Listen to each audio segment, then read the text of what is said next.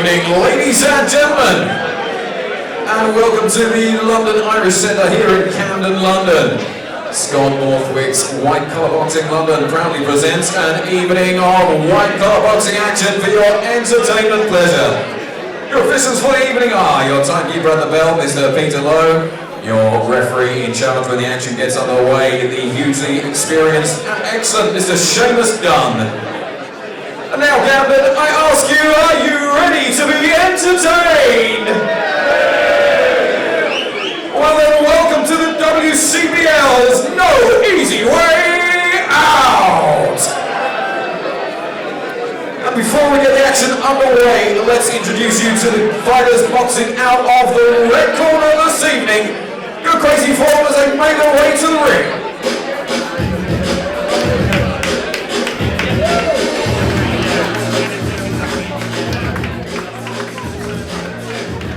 Make some noise for Samuel Hall, Dan Faulkner, David Warrington, Alex Taylor, Will Baroli, Matt Monday, Danny Hodges, and David Bart.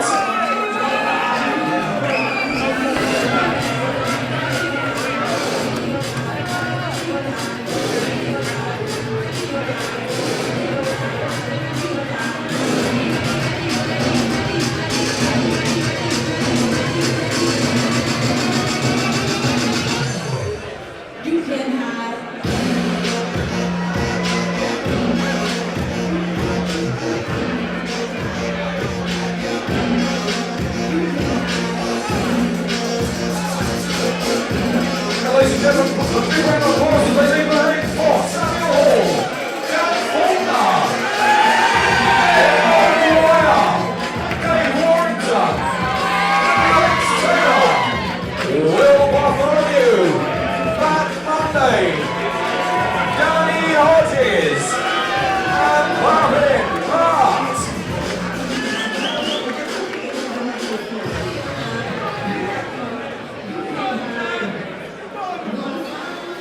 Ladies and gentlemen, that was the red team. It's time to introduce you to the fighters boxing out of the blue corner this evening.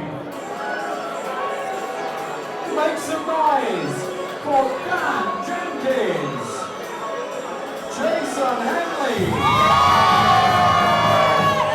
Jack Corn,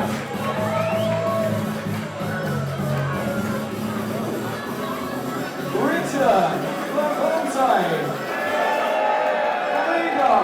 Kadik, Quentin, Aralo,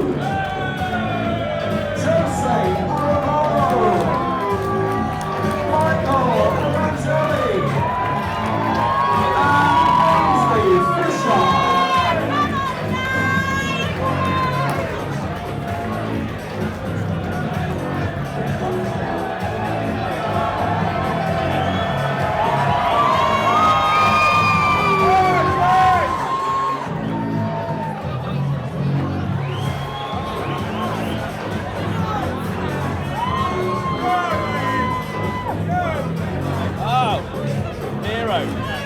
How are you? Good, yeah, good man, good. You know, it's going to be like absolutely overdosing at this point. Hero, good man.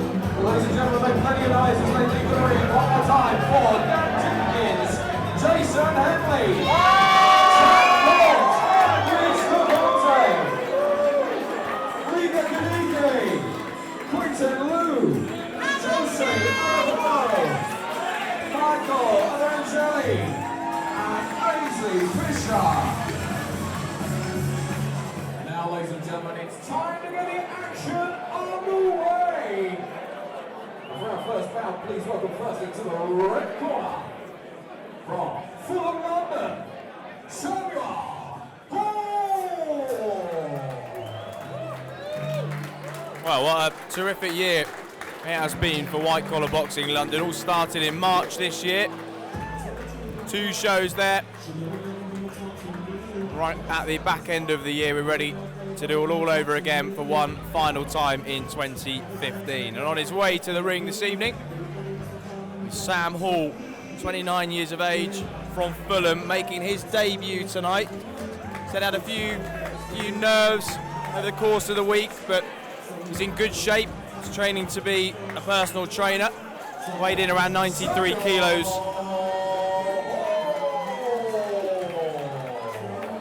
Yesterday. Big fan of Iron Mike Tyson, so set to see him bobbing and weaving and working his way into the inside. He's up against a tall opponent tonight. Good luck to Sam Hall. Now, ladies and gentlemen, please welcome to the blue corner from Chingford in Essex, Dan Jenkins. Ladies and gentlemen, once again a very good evening. Welcome to the London Irish Centre. Matthew Walker here alongside Chris Lloyd for the final outing for White Collar Boxing in 2015. In the blue corner we have Dan Jenkins. Dan says he's put on a bit of timber over the last few weeks. Had the pleasure of seeing Dan fight earlier this year where he drew, so he's looking to take the crown again this evening. Yeah, he's a big lad, Dan Jenkins. Boxed here last weekend on the show as well, so he's keeping nice and active. He knows his way around the ring too. Very cute defensively, covers up well. Ladies and gentlemen, this WCBL women's bout will be contested over 3 2-minute rounds. Introducing to you firstly, fighting out of the red corner from Fulham in London. Make some noise for Samuel Baroli.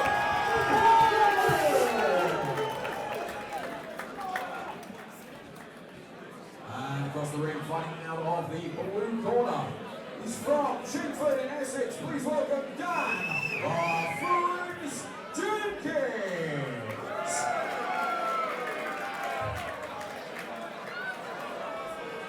One thing to watch out for here, Dan Jenkins likes to box on the back foot. He likes to throw a counter right hand over a lazy, low left jab. So if Sam Hall does not bring that jab back to his chin, just watch out for Jenkins throwing that counter right hand. Could be one to watch early on. So round number 1 here, first bout of the evening at London Irish Centre in Camden.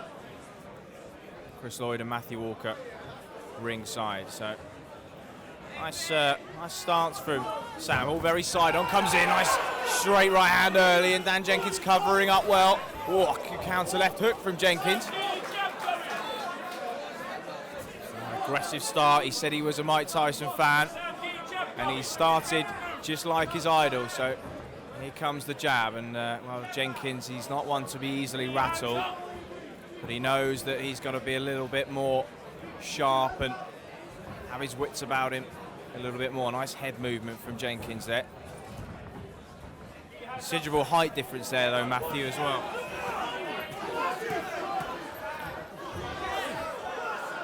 My word, Jenkins finding himself locked in the corner somewhat slightly at the moment.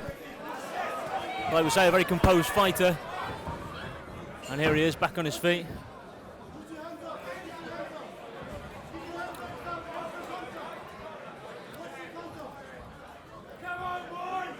A lively start from Hall here in the first round.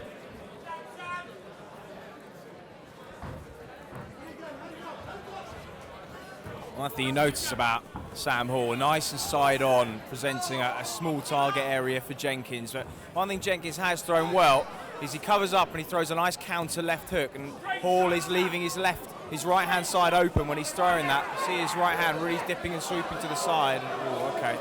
Referee Seamus Dunn is just going to have to get a little bit of composure. Just calm this one down a little bit.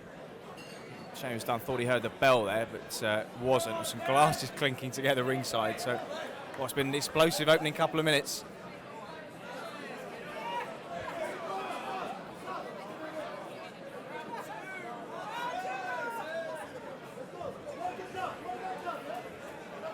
So come back to the middle, only 15 or so seconds to go in this round. Nice jab from Jenkins, and he's got long arms and he's thick set man, heavily built. Oh, they're just narrowly missing with a swinging left hand. And Jenkins, good head movement for a big man too. Well, it's a tougher fight than we have seen Dan Jenkins in his last 2 or 3. What do you make of that one, Matthew? Well, certainly a lively start to the evening in the first round.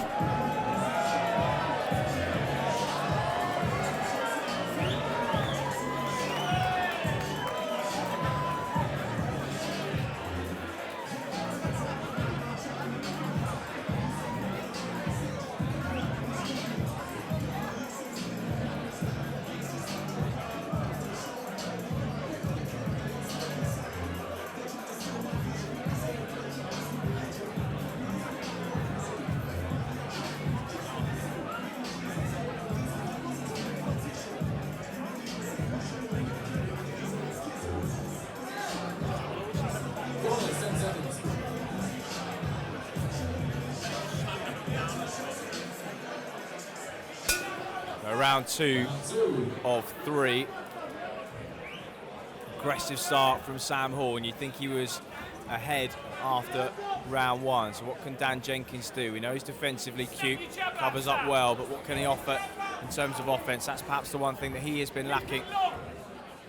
Hall again muscling him onto the ropes, putting him under pressure, and again he hits on the break, and while Seamus Dunn is not going to be left with many options but to deduct a point if that carries on.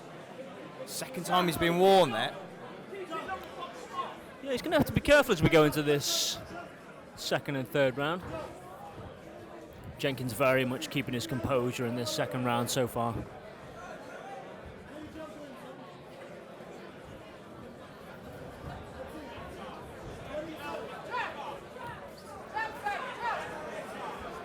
Sam Hall far from backing away from the action here. If anything, he's driving this second round.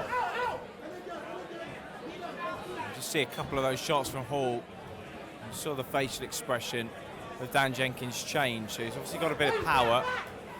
And again, we know Jenkins really does cover up well, and again tries to throw that counter left hook, misses that time. So this is good work and good pressure from Sam Hall, and it just moves out of the way of that swinging right hand from Jenkins. So perhaps a bit of frustration from the big man in the blue corner.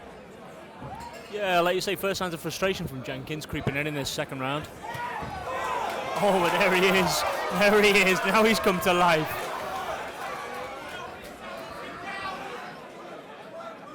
Well, that was a little bit better from him. Most meaningful punch of the fight that he's landed so far. Hall comes again, leads with the head, lands an uppercut, does Jenkins, but Hall quick to respond, and some good inside work from both men. You see just Jenkins trying to tuck up, hang on, but Hall maintaining that pressure.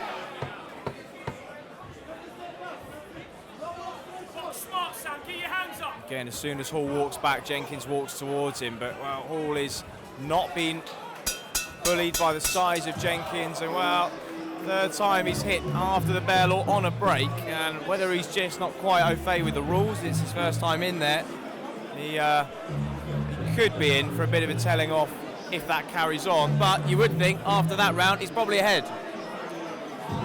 Yeah, I would agree with that. I would absolutely agree with that. A very lively start from Sam Hall in the first 2 rounds.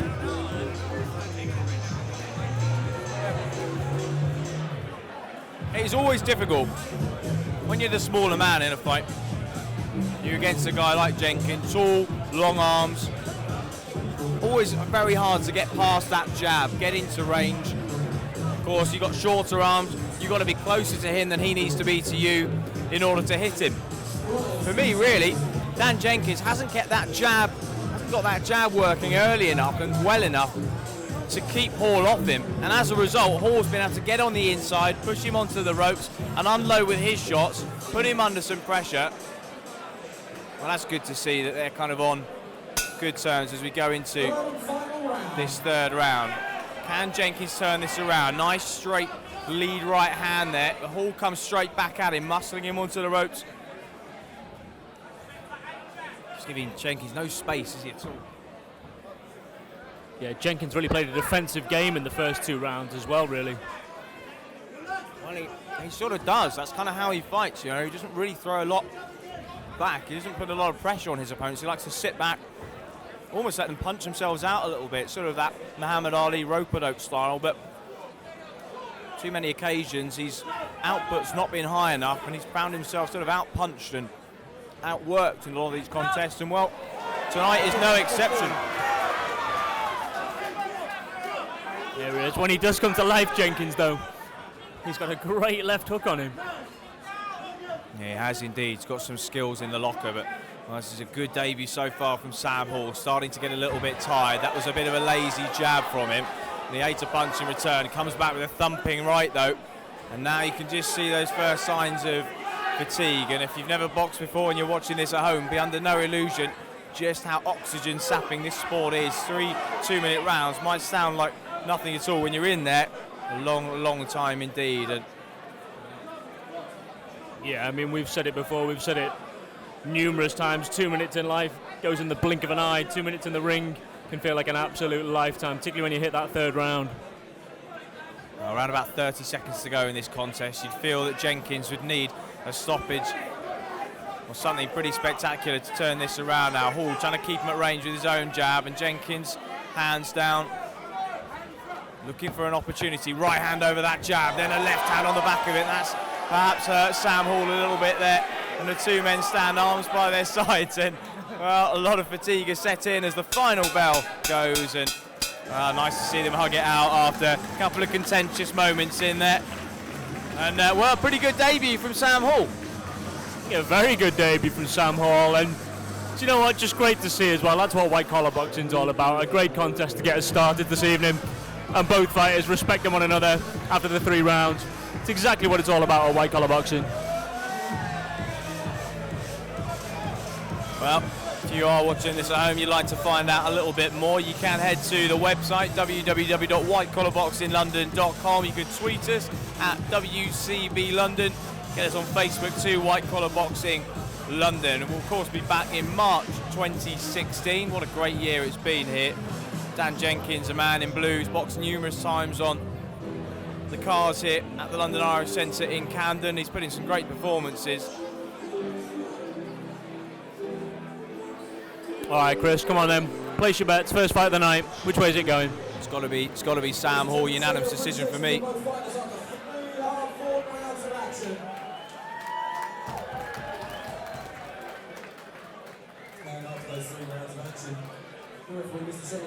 Score this contest 29 points to 28 points. In free half, your winner fighting out of the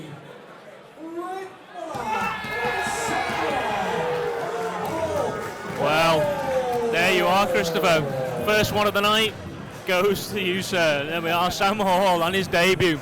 Takes the crown here at White Collar Boxing.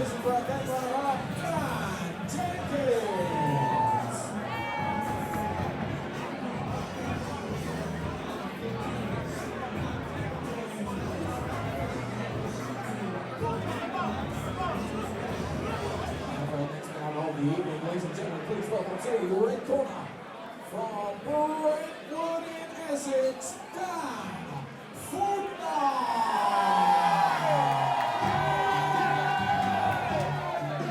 Another man in the red corner making his debut tonight is Dan Faulkner, 36 years of age. Said the process of boxing has been enjoyable, tough. He said this week has been a nervous week, and well, no surprise at all, but he has brought a huge amount of support with him, some 55, 60 supporters, and well, they're in full voice as he comes to the ring. He's the younger man in this one by around 4 years. In boxing age, nothing but a number. Well, he looks pretty relaxed, he looks pretty confident.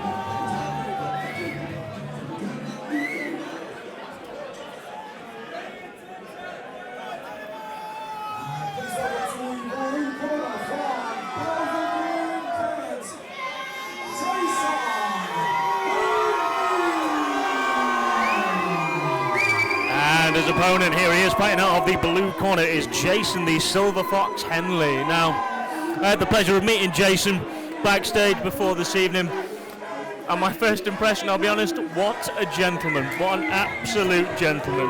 He was very calm, To the point he said, if you're not calm, you're not prepared, was his exact words. He recently turned 40, this is his first fight. He said if he doesn't do it now, he'll never do it, and he is excited about the challenge ahead. And to be honest, it makes two of us. Both of these fighters are very, very calm, very collected. Let's see which way it goes.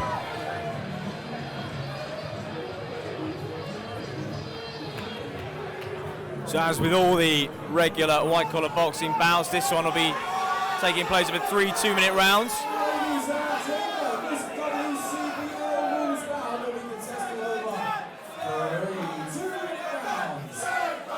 Introducing to the boxing of the red corner. The guts from Warrington, Essex, please welcome down the incredible Faulkner.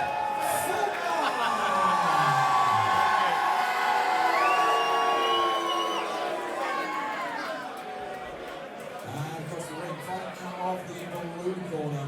We got from Baroli here in Kent. It's Jason.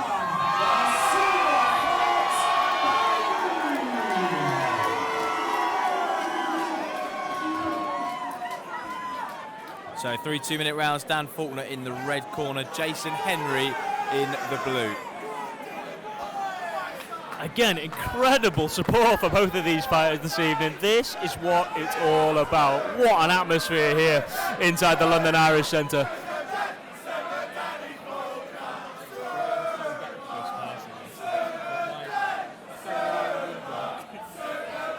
The referee, Seamus Dunn, done a terrific job here at the London Irish Centre in Camden for the last couple of years. He's giving the boxers their final instructions, and away we go.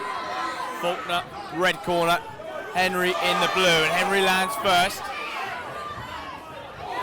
Faulkner came back at him with a nice 1-2, and these two wasted no time getting to know each other. There's some wild swinging from Jason Henry, and he's caught Faulkner pretty early.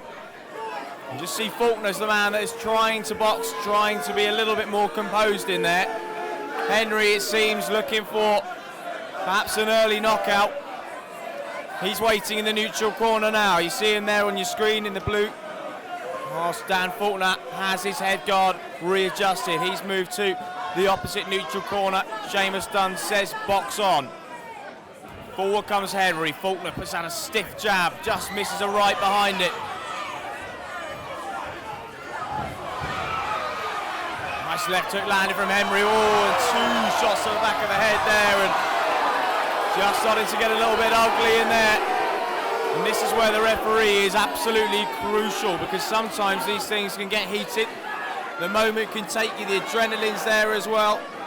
And this is where Seamus Dunn is fantastic. He's just explaining to Dan Faulkner what he's done wrong there. He's saying you cannot hit behind the head if an opponent turns away. But conversely, Jason Henry will be warned for turning his back on his opponent. So we'll have no more of this. They'll be brought to the middle of the ring, and away we go again. Terrific start to the night, goodness me. Away they jab again. Now Henry trying to muscle Faulkner onto the ropes.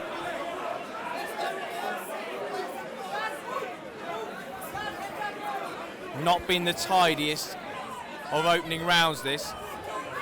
Faulkner comes forward again. Henry now trying to pressure him onto the ropes. So Faulkner's turned in well and now exerting some pressure of his own. And it's toe-to-toe stop. Lovely left hook from Henry. A lot of energy being exerted in these clinches. They're pushing back and forth, wrestling with each other. Can really drain it out of you. My word, what an incredible start to this second fight we've had here. I was not expecting this in the slightest. And, you know, took the words right out of my mouth. Seamus, our referee, showing exactly why he should be in that ring. Oh, my word.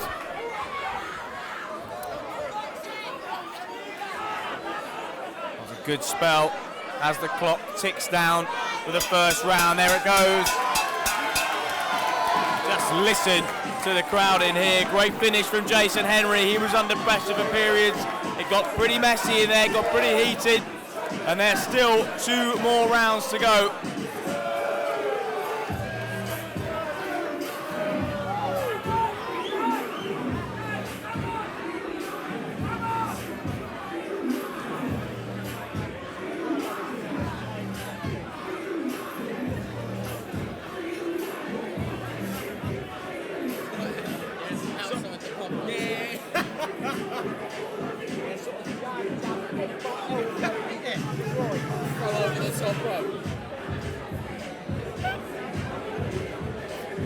see the knee in there as well. Yeah.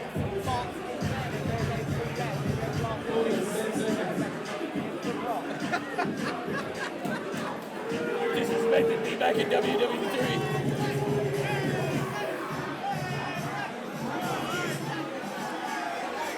Okay, here we go with round 2. Our referee, Seamus Dunn, gets the pleasantries out of the way, and we are underway. But Matthew, I don't know about you, Matthew, but these guys have got the look of two men who've already gone 3 rounds, such as the pace and the exertion that they exhibited in that round. They're already starting to look tired. See there, Dan Faulkner backing up onto the ropes, having a deep breath, and well, it's good to see that they can just put these things to bed straight away, because just got one of those fights, a feel about it, one of those bouts that's in danger of getting a little bit brawly. But that was a nice right hand from Faulkner. Henry took it really well and comes straight back at him.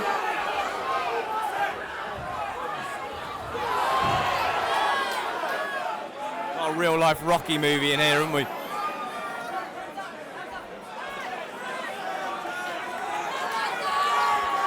Honestly, what an incredible first 2 rounds we've had. I really was not expecting this from both of these men this evening.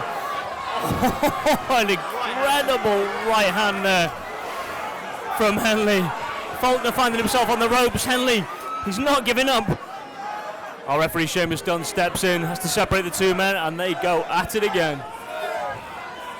Well, a lovely little exchange. Henry putting Faulkner under some pressure, and he looked hurt for a moment there. He seems to have his wherewithal about him. Around about 30 seconds to go in round number 2, but the clock has now been stopped. Occasionally you will get a head guard that just spins around, and well, the amount of arm flailing that's been going on in there, I'm not surprised it's taken a clip to the left or the right.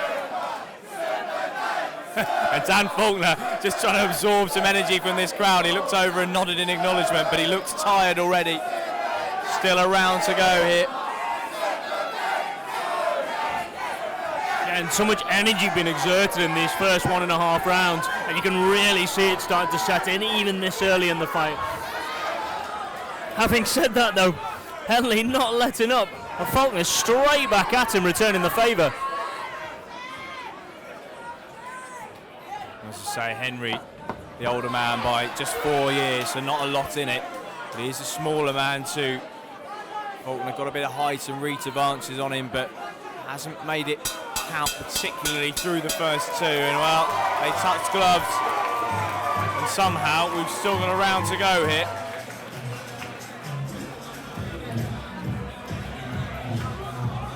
Bear with me. Very good.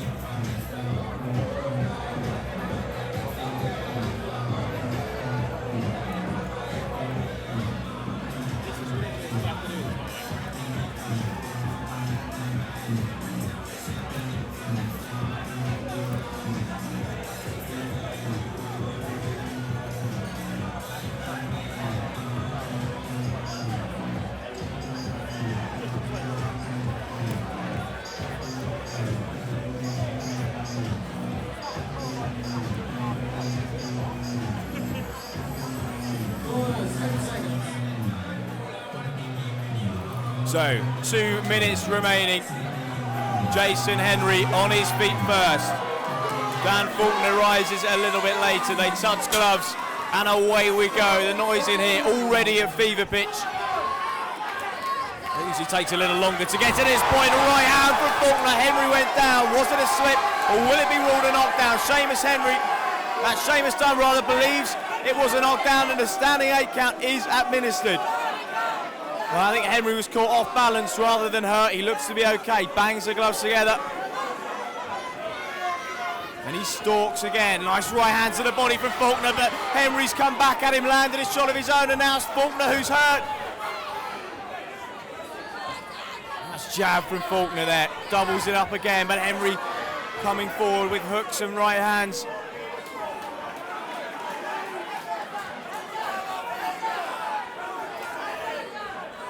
Henley may have found himself with a standing 8 count, but he is not giving up without a fight. If you'll excuse the pun, he is straight back at him, and Faulkner finding himself on the ropes here.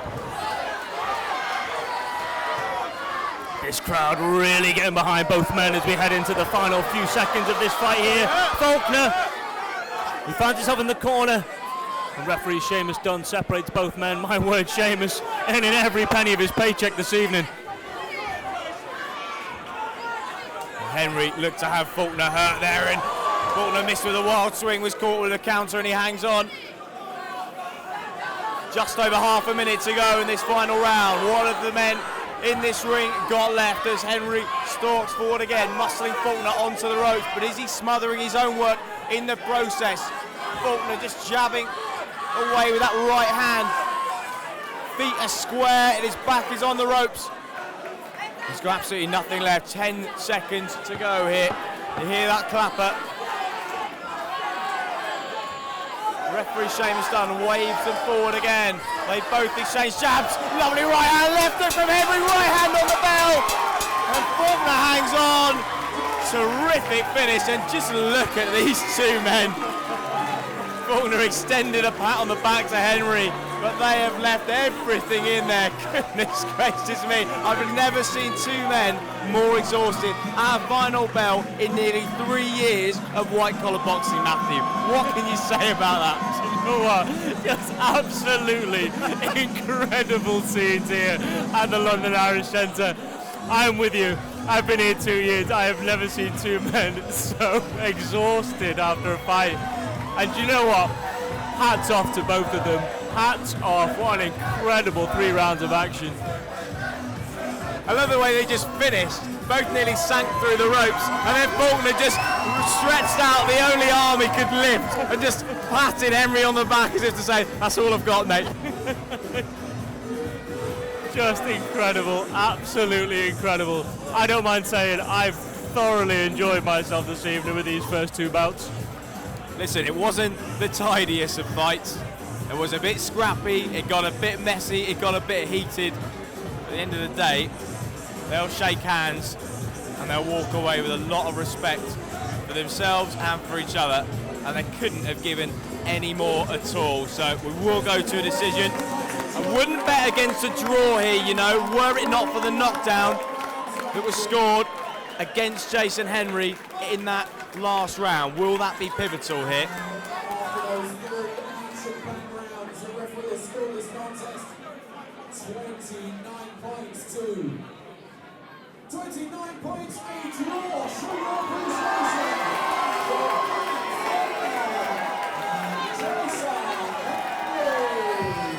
Well, while Dan Faulkner did score the knockdown, that was an incredibly close contest.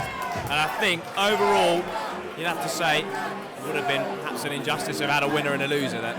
Yeah, do you know what? Both men earned every single one of those 29 points in that ring. And like you say, Henley may have found himself with that standing 8 count, but he did come back very, very strong afterwards. And I think, well, we know that certainly saved his bacon in that 3rd and final round. Well, I feel exhausted already. The night has only just begun. We hope you're enjoying it if you are watching at home. Remember, if you're watching this and you think you could be a contender, you can head to the website, find out a little bit more about what we could have in store for you. The website, www.whitecollarboxinglondon.com. My name's Chris Lloyd, this is Matthew Walker, and we will be with you for the duration of the evening, taking you through all of the fantastic action. What a brilliant year we have had here. We've seen pretty much everything, haven't we? You know, I think we have literally seen everything here this year in 2015. All I can say is I am mighty excited for 2016.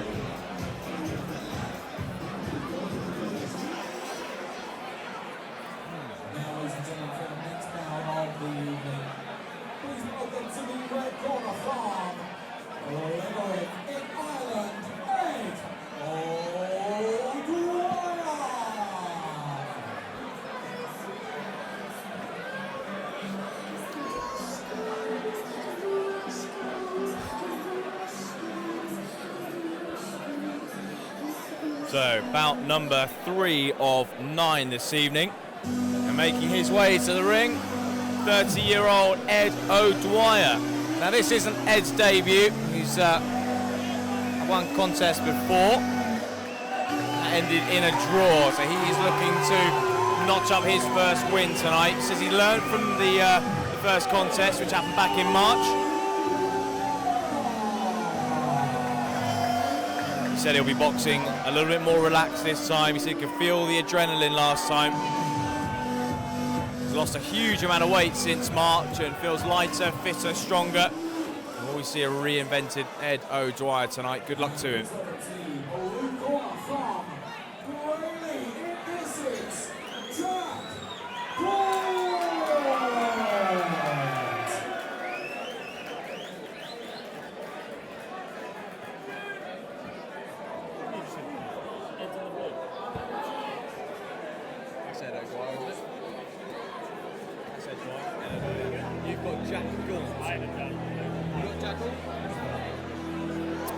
And here he is, his opponent fighting out of the red corner. It is Jack, the Gauntlet Gaunt. He says there's a saying that Mike Tyson once said, fear is just like fire. It can be helpful if you know how to use it. If not, you'll get burnt. Well, that is quite the statement from the man in blue before we kick off this evening. Let's see which side of the fire he ends up on this evening.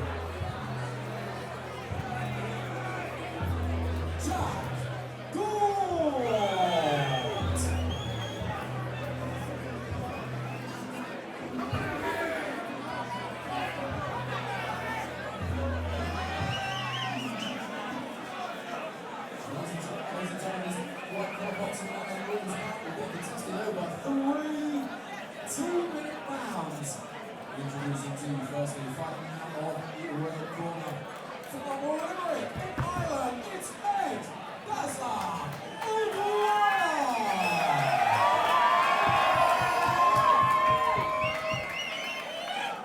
And across the ring, fighting out of the Baroli corner from Great Essex, it's Jack, the Gauntlet Gaunt.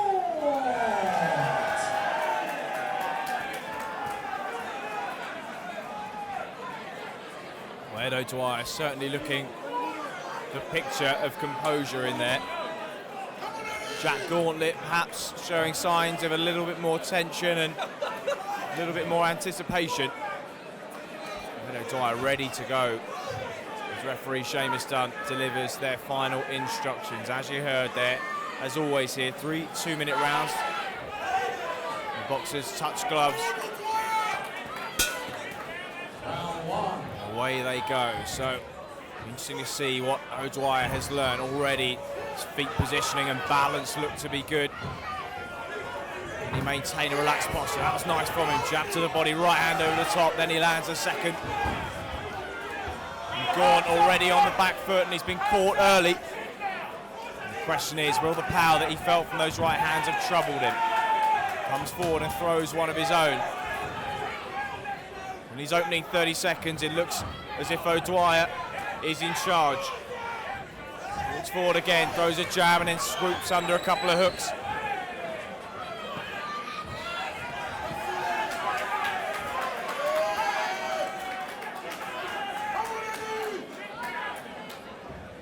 Odowi mentioned to us the weight that he's lost since March. That draw. Certainly coming out more composed, picking his shots well.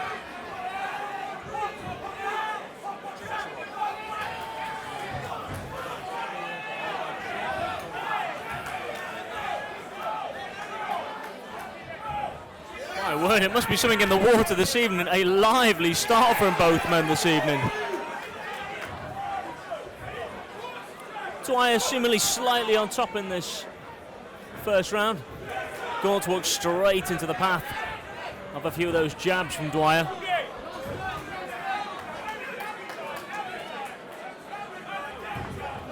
Dwyer continuing to stalk as we move into the last 20 seconds of round number 1. Just flicks out that jab, misses it. Gaunt trying to work his way in, walked onto 2 right hands there. And that was good work from Odowi. A nice clubbing right hand from Gaunt landed there. Was it taken partially on the gloves? Good opening round from the man in the red corner. Interesting one that. 2 more to go.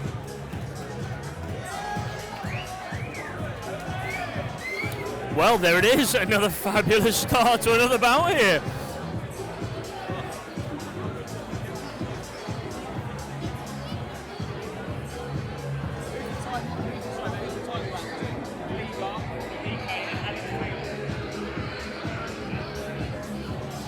Of course, lots to look forward to tonight. The title bout between Liga, Kadik and Alex Taylor. That one will be contested over 4 2-minute rounds, and the level really starting to go up once we get to that point as well. So, exciting prospect.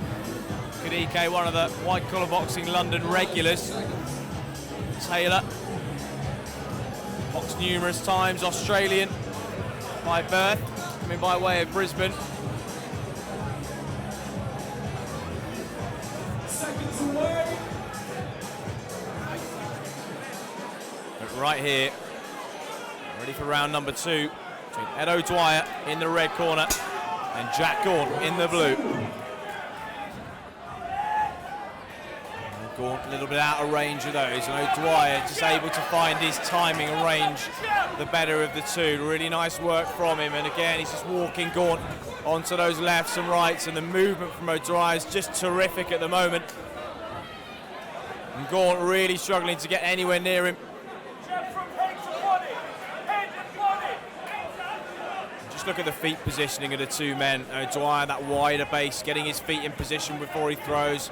Nice and balanced, and there comes the jab off the back of it as well. And O'Dwyer starting to look increasingly comfortable.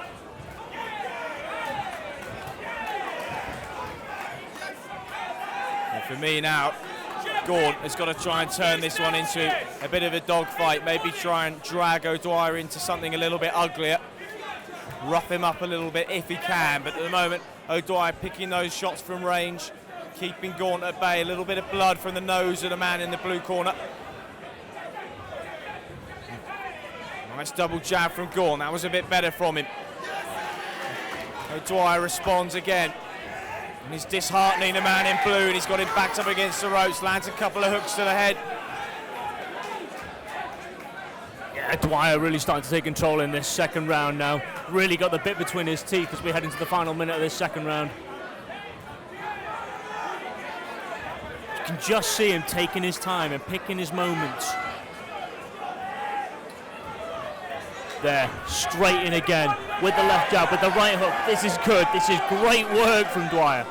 Well, he's got Gaunt to a point now where he's almost nervous to step into range because he feels like he's going to get picked off. He's got to bite down on that gum shield and really take a risk, just like he's doing now. This is better from Jack Gaunt, but it's not been made easy for him at all. And the end of the second round comes, and well, that nose is full with blood, and he looks tired. This Gaunt been on the end of those long, straight, painful shots. And O'Dwyer looks focused, calm, and in control. And he'll be well ahead on those scorecards as we go into round number 3. Really, really good work from him. And I'm sure when he watches this back, in contrast to his first contest at the beginning of 2015, there's a huge amount of positives to take from it. And, well, he can only build on this going into next year. And sure that we'll see him back on the 2016 March show. An even better, even more improved version of him. So, well, at the moment, unless something dramatically changes in this, Ed O'Dwyer looks like he's going to be coasting to 3-round decision. But as we know, never ever count anybody out, especially in white collar boxing. So referee Seamus Dunn there, giving the corners a 10-second warning. This third and final round. London Irish Centre in Camden Square. There we are, referee Seamus Dunn calls both men into the centre. Gets the pleasantries out the way, and we are underway with round 3 here. As Chris said, we have to see something quite spectacular from Gaunt here to try and get back into this, but hats off to him, he is not giving up without a fight in this third round. Just again, every time Gaunt walks forward or tries to get into range, O'Dwyer just catches him with a counter. You see it there, the jab, steps onto it, and it makes it so disheartening for a boxer to come forward when every time they do so, they're walking straight into a jab. And again, Gaunt trying to feint with the feet there. But Odowi's timing has been absolutely terrific from the first bell right up until the present moment. He looks composed, he's holding the centre of the ring. See there, he feints, and that makes Gaunt move backwards. He's got plenty of space to work. As soon as Gaunt steps into range, bang, he pulls the trigger just like he did there. It's terrific stuff, and that one hurt Gaunt. Can Odowi sense an early finish as Gaunt begins to backpedal? How much has the man in blue got left? He looks hurt here, and Odowi beginning to open up. Gaunt has got his back to the ropes. The referee is stepping in. Goodness me, Gaunt is all over the place. He looks absolutely exhausted. It's going to be a standing 8 count for sure, and Seamus Dunn will have a long, hard look at him. The legs are not there at all. You can just see them. He goes back to his corner for a much-needed wipe of the face and a breather. It's hard, it's one of those things. It's one thing receiving a jab, it's quite another stepping right into one. And unfortunately, Gaunt has found himself stepping quite literally right into the jabs of Dwyer this evening. Well, Gaunt's legs are just not underneath him at the moment at all, and you can see him trying to regain his balance, but you have to say, one shot from Odowi, and I think Odowi knows it too. One shot from Odowi, this could be over. It's still 35 seconds to go. Gaunt shakes his head as if to say, bring it on, but Odowi, I don't think, wants to hurt him. But if Gaunt keeps stepping into range, he's going to have no choice but to pull the trigger. So Odowi, almost sportsmanship-like in his demeanour now, just moving out of the way, just trying to keep that long-rangey jab out of the way, but Gaunt knows he's on unsteady legs, crashing right hand, then the jab. Gaunt is all over the shot, the head rocks back. Another standing 8 count, and goodness me, the legs are still not under him. Well, it's saved by the bell there. And that is it. The bell comes, and quite honestly, Matthew, not a moment too soon either. No, I couldn't agree more, but you know what? Absolutely nothing but respect for Gaunt. His legs were gone a good third of the way through that third round, and he did not stop. He did not want to stop this evening. He did amazingly to have to stay on his feet, I thought. Absolutely incredible, absolutely incredible. Like we say, he's stepped into quite a few healthy jabs from Dwyer this evening. And he kept coming, he just kept coming. Nothing but respect for both men out there tonight. Well, fair play to Jack Gaunt. He showed an incredible amount of resolve, and he was under sustained and consistent fire from a hugely improved Ed Odowi, and you can just see it on Odowi's face there. He's absolutely ecstatic with his performance. He really, technically, did not put a foot wrong. Very hard to improve on a performance like that. We go to what I think we can only assume is an inevitable decision. Massive round of applause for both of these men after 3.5 rounds.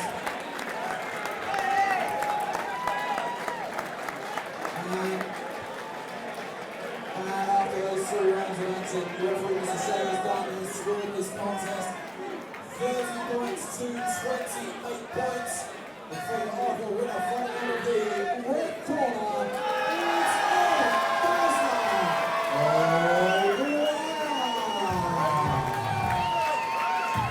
Well, there it is. I don't think that'll come to any surprise to anyone this evening. Massive congratulations to Edward Dwyer, but a massive congratulations and round of applause to Jack Gaunt. My word, what an incredible fight from both men this evening. And again, that is what it's all about. An incredible 3 rounds, and both men still smiling and both hugging each other at the end. That is what white collar boxing is all about. And now for our next round of the evening, please welcome to the red corner from Aralo, it's Dave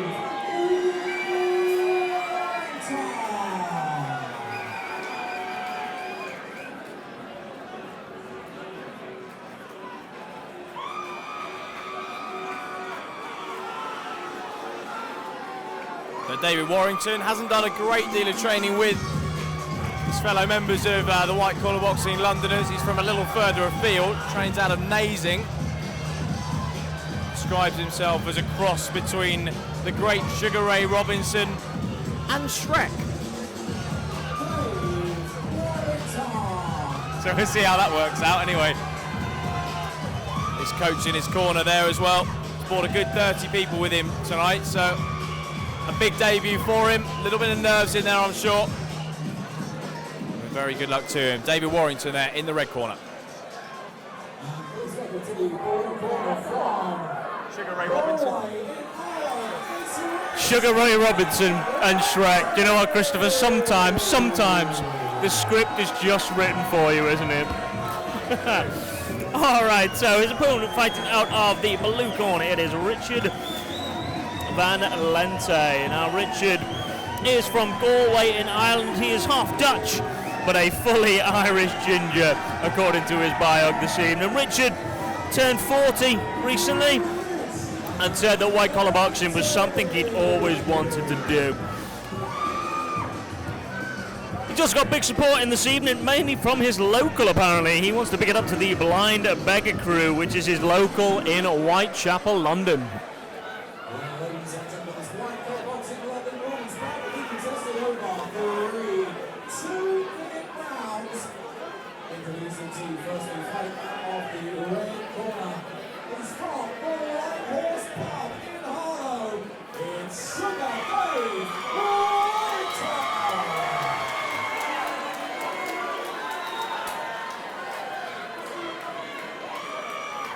And across the ring fighting out of the blue corner from Galway in Ireland, it's Rich Al Dente.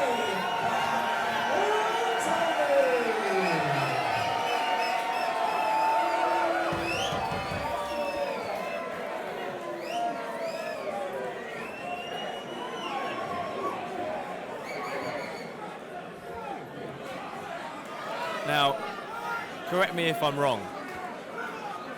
Is al dente hard on the outside, soft on the inside, or the other way around?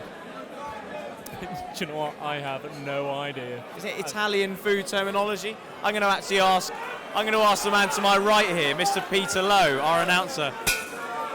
Peter, al dente, is that Italian for, is that hard on the outside, soft on the inside, you know? I believe it is. Slightly undercooked, not quite ready, some would say even, but it is the preference for some. There we go. Food aficionado Peter Lowe, as well as a terrific ring announcer. And goodness me, Van Lente spun around there. And he nearly was overcooked in just a couple of seconds of this opening round. So another fast start. It's a nice jab from Van Lente. He walks forward now, unloading on Warrington. Comes forward, a nice double jab right hand. A little bit out of range though. Van Lente is the taller man. And he's using that straight jab to his advantage at the moment, just keeping Warrington at bay. It's nice work from the man in blue. Warrington responds there, able to find his range. A bit more of a tactical opening, this one. About a minute gone in this first round. Nice counter right hand, doubles it up this Van Lente, but he's not sitting down on those shots.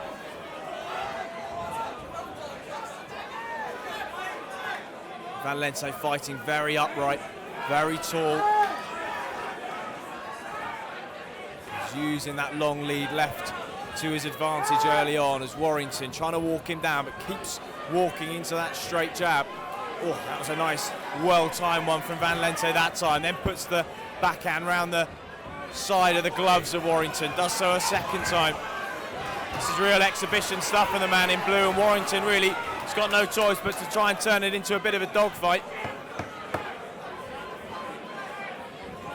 Looks like to you, Matthew, but just looks as if Warrington's being a little outboxed in this opening couple of minutes. Yeah, and it's quite understandable in some respects. It's so hard if you're competing against someone with such a long reach like that, and you can see Warrington struggling to cope with it even at this early stage.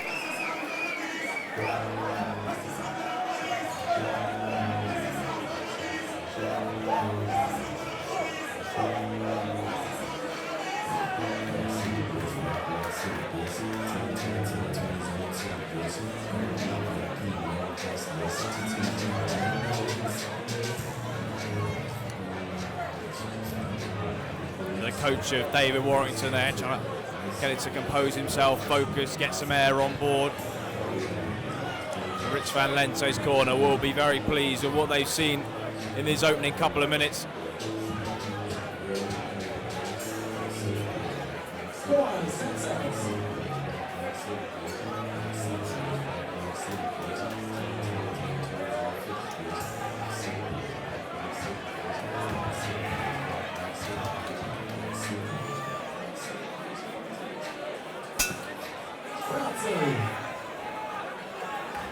Away we go, second round. Rich Van Lente in the blue corner, consummate opening round from him. David Warrington's got a bit of work to do.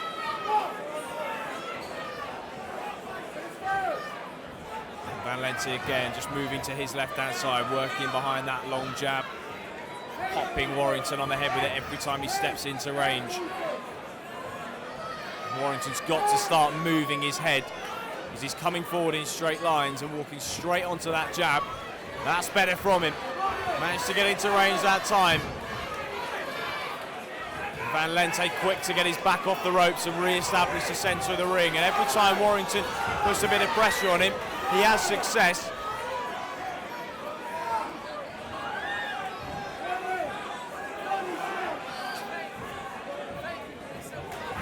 It's better from Warrington. Good power from him.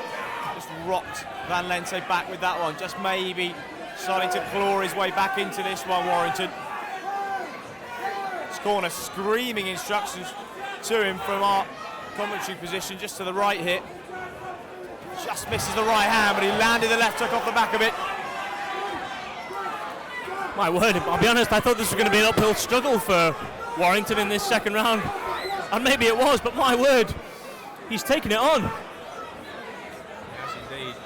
He has indeed. He's starting to box his way back into this one. Nice jab from Warrington. Takes the right hand from Van Lente. And more this round's progressed, closer and closer he's been able to get to his man. Around about 10 seconds to go in this second round. Van Lente starting to up the pace, put some pressure on Warrington, see what he's made of. That right hand just missing for the man in red, and couple landing after the bell. Not for the first time this evening, but a good second round, and that was much, much better from David Warrington. Atmosphere in here this evening is absolutely electric as well.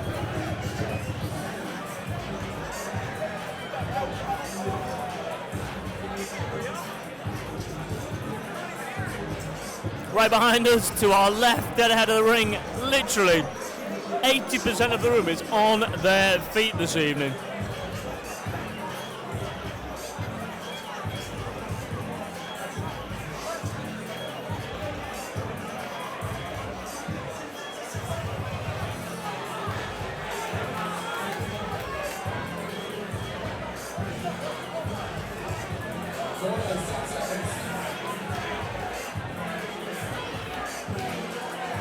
Our referee, Seamus Dunn, calls both men back into the centre, gets the pleasantries underway, and we are good to go for this third and final round.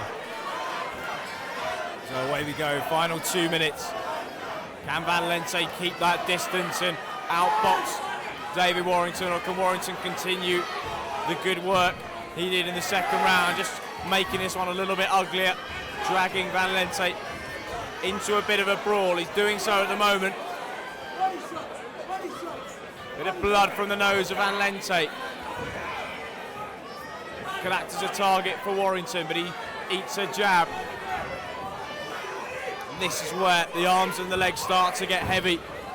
And those extra weeks and hours of training really come into play. Nice double jab from Van Lente. Warrington responded to the second.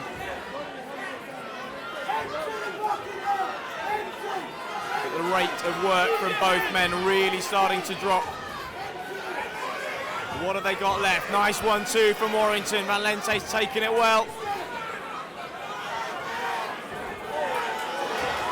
Oh, the head of Van Lente gets rocked back. Left hook from Warrington. Right hand.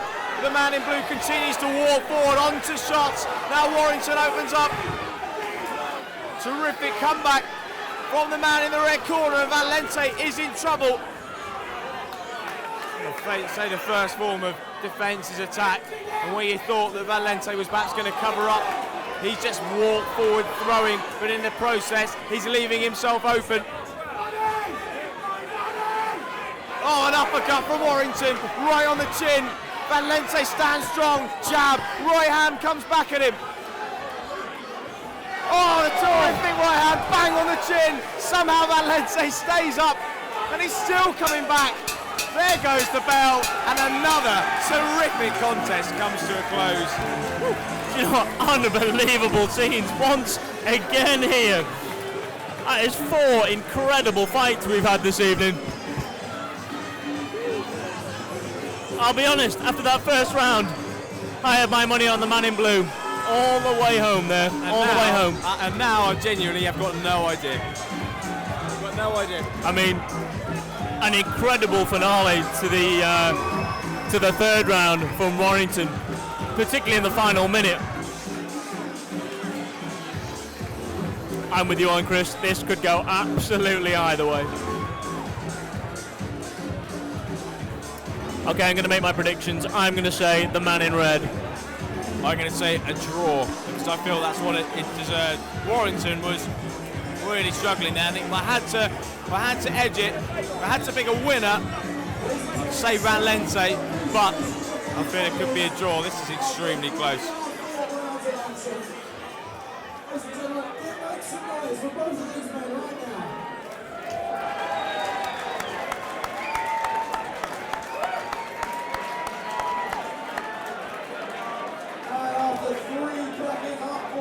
Your referee has scored this contest 29 points to 28 points. In favour of your winner, fighting out of the red corner. Well, there it is. Well, I mean, talk about comeback of the night, potentially even comeback of 2015, because he was really up against it after that first round. He turned the tide slowly but surely in the second, and he had Lente in real trouble at the back end of the third. And I think had that gone on another minute or so, he would have stopped him. So the right decision there. Oh my word, what another terrific contest we've had here in central London. Merry Christmas, everybody. Merry Christmas indeed. Now, according to the rota, Merry Christmas is not till 10 o'clock, but my word, Christmas has come early right here at the London Irish Centre. Well, there are plenty of red noses out there already, so. And now, ladies and gentlemen, it's time for our ladies. One boxing London total fight. This battle will be contested over 14 rounds. And firstly, please welcome to the red corner from down under in Brisbane, Australia, Alex Taylor.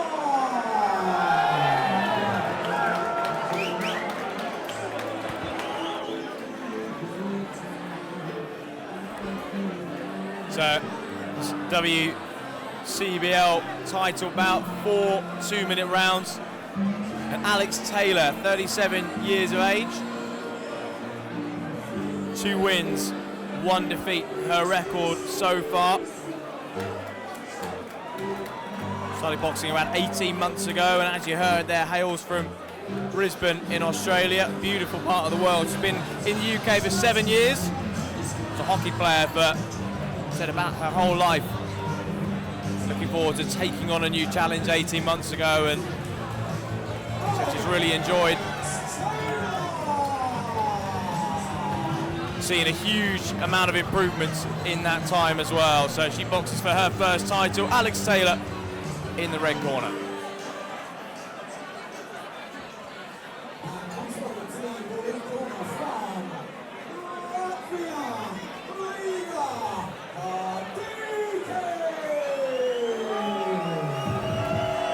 Well, here it is. Here it is. The one we've all been waiting for. This is the WCBL title fight. This will consist of 4 2-minute rounds. And in the blue corner is a lady I have had the pleasure of watching fight a few times over the years. Her name is Liga, the butterfly Kadik, and she is competing for the WCBL title this evening. Liga's been boxing for over 3 years.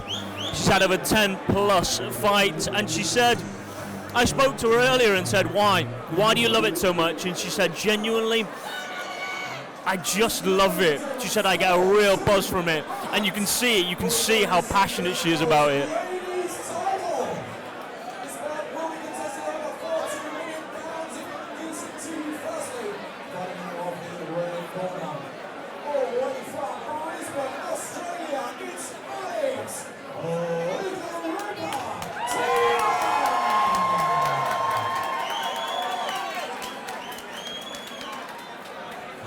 Across the ring from Aralo, the Baroli corner.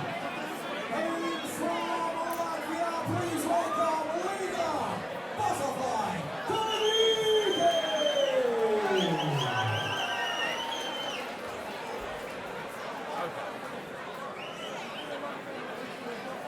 So Liga Kadik, one of the white collar boxing London originals, against a lady who couldn't have come from further afield, Brisbane, Australia. 4 2-minute rounds, WCBL title on the line. One of these two ladies will be walking away with it. Here we go.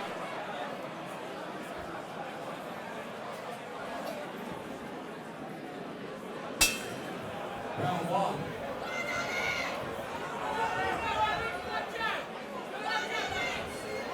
So Taylor, the aggressor early, stalking Kadik. No, I haven't seen Kadik box for, say, coming up to a year, and already I can see the improvements. They are obvious, which has been caught with a nice left hook from Taylor. Kadik taking her time. This is a longer bout. Caught with another left hook by Taylor on the way in. She's got to be careful, Kadik. Got to keep that right hand up high. Gonna jab her way in. Taylor a little bit shorter. Taylor countering well in this opening minute. Just trying to bring Kadik on to shots, covering up and then countering with a single. You see Kadik already just a little bit wary of that counter left hook. There it is again. Kadik, she's really got to be careful of that left hook. That's 3 times in this opening round that she's found herself exposed to it. Well, absolutely. And obviously a tough customer, Kadik. Taylor is turning well through those hooks as well. She's not just throwing them at long range. She's got short arms and she's compact too. And looks to be power in those shots. And now it's Taylor who's having a turn to go on the front foot as Kadik moves to her left-hand side.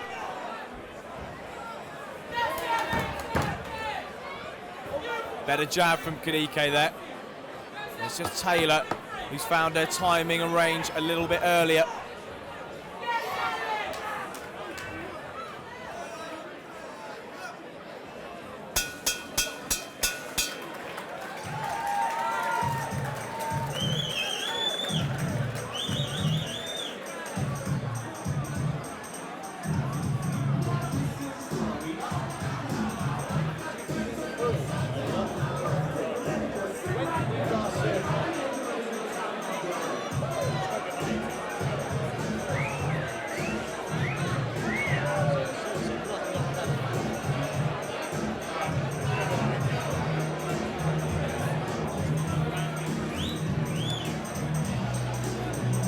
Well, as we were saying there, Matthew, the last time we both saw Liga Kadik was between 12 months and 18 months ago, and while she perhaps didn't get the better of that first round, she has improved a lot over those last 12 months.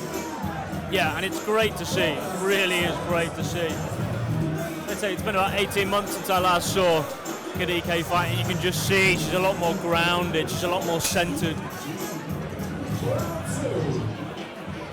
Yeah, referee Seamus Dunn gets the second act underway. A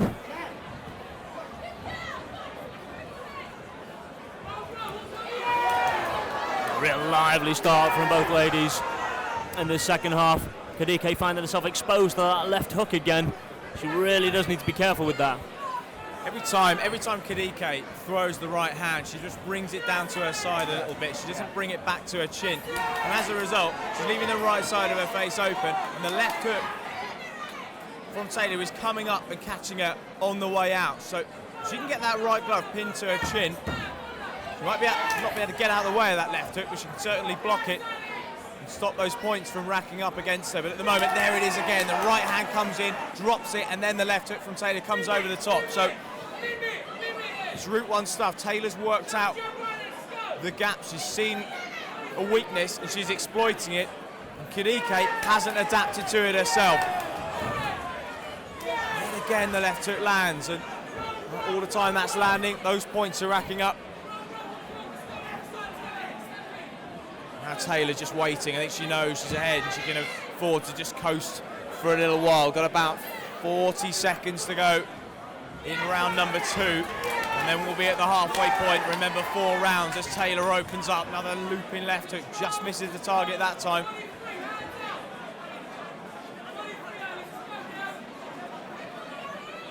Kadik hasn't been able to get the jab working to keep the shorter Taylor at bay.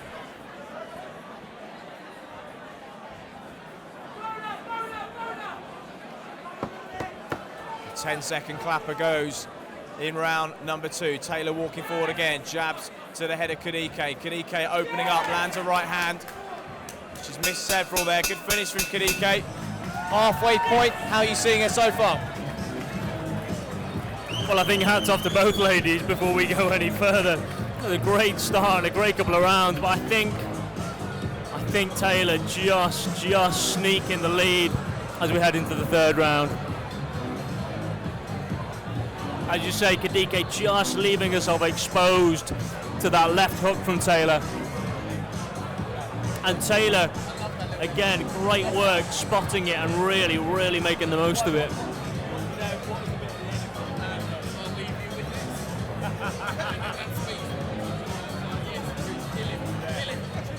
Again, great scenes this evening inside the London Irish Centre. A really great atmosphere as we head into the festive season.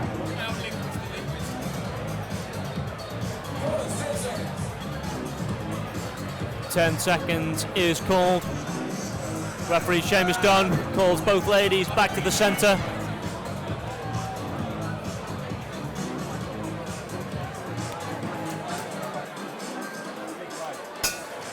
And we are underway with round 3.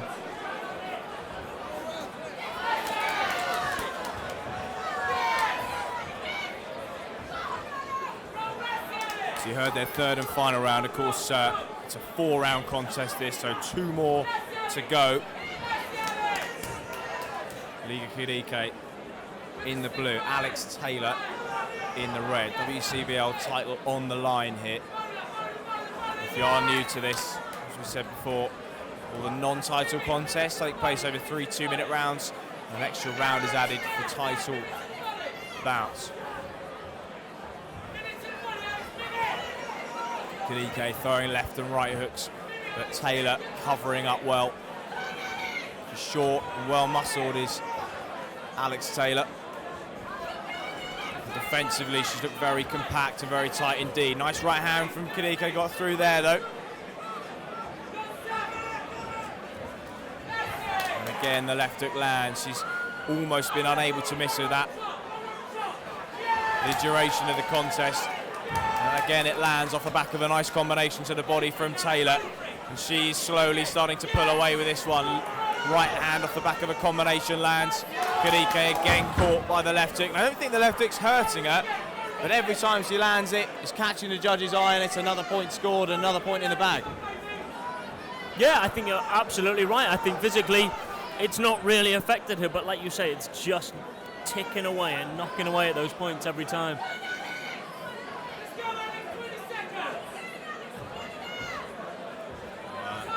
Hockey background of Alex Taylor. You see that the fitness and the balance. She's measuring her shots now. Nice jab from her. 10 seconds to go in round number 3. Nice right hand, bang on the bell from Alex Taylor.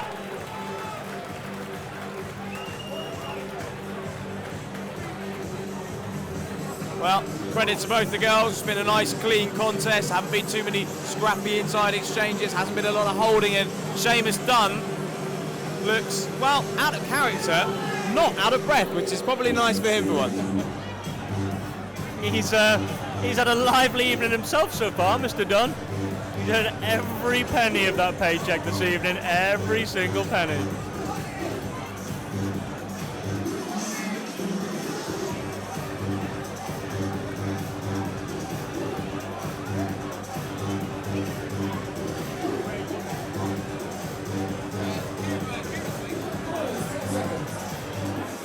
There it is, that is the 10-second call. Seamus steps into the centre, calls both ladies in, and we are underway with round 4. Here it is, 4th and final round here. Well, that was instantly better from Kadik. Just padded away the jab of Taylor, threw a nice right hand and then spun off, but there hasn't been much of that throughout the contest, and unfortunately for her, normal service almost resumes instantaneously with Taylor catching her with that left hook counter shot. Now it's the right hand this time.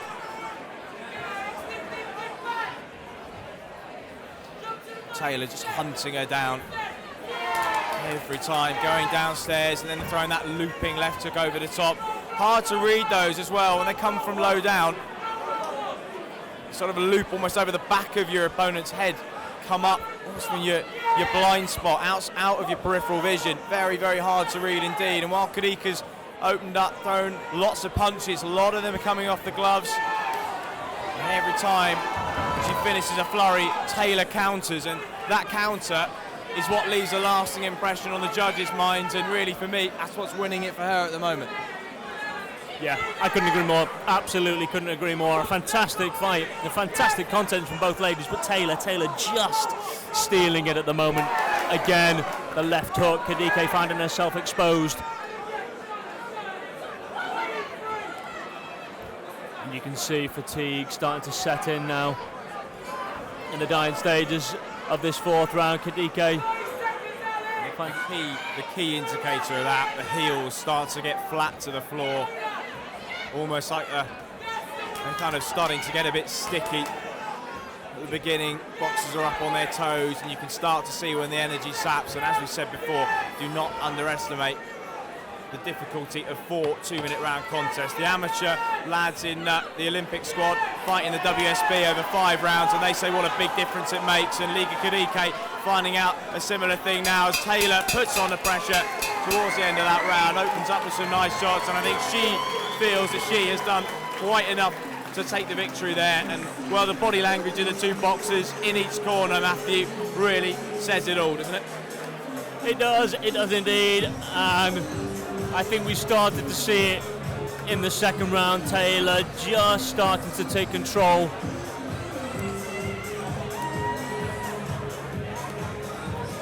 But an incredible contest from both ladies.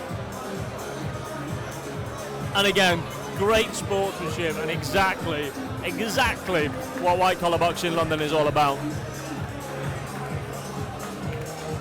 And if you are watching at home and you think you too could be a contender in the future, remember it's a 10-week training camp. You can find out more about it. Head to the website www.whitecollarboxinglondon.com. Facebook, White Collar Boxing London.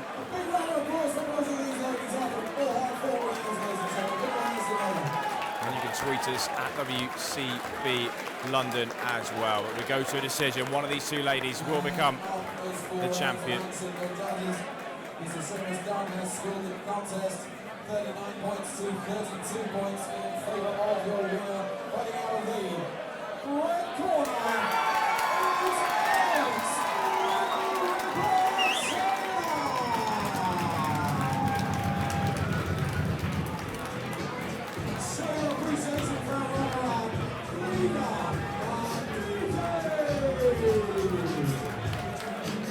Not to be for the White Collar Boxing regular Liga Kadik, but she'll come again And many congratulations. A terrific performance from Alex Taylor.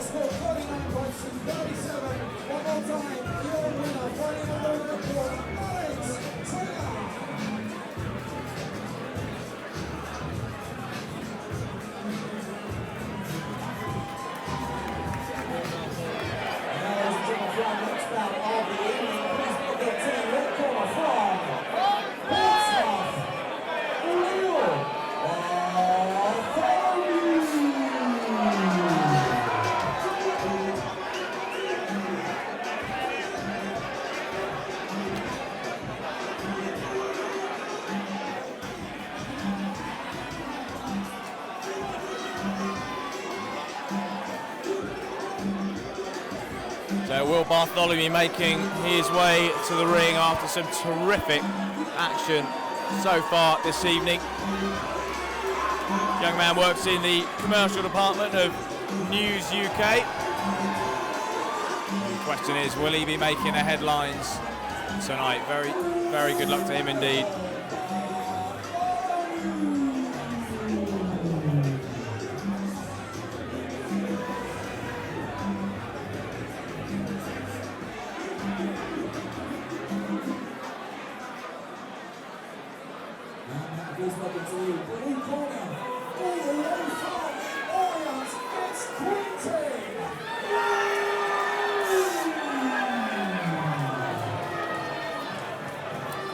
Well, here he is, his opponent fighting out of the blue corner, Quentin the Tank Liu. And I had the pleasure of meeting Quentin backstage before this evening, and what a lovely man. He is a trainee solicitor working at a law firm. He likes music, collecting records, and doing a little bit of drawing in his spare time. Now, my favourite thing about Quentin, he said he's got a lot of friends in this evening, but he doesn't have any family in because they don't know he's doing this, which is absolutely incredible. And he's really excited to tell them how he gets on tomorrow. Well, Quentin, from myself and everybody at White Collar Boxing London, very best of luck out there, my friend. Very best of luck. I hope you do your family proud.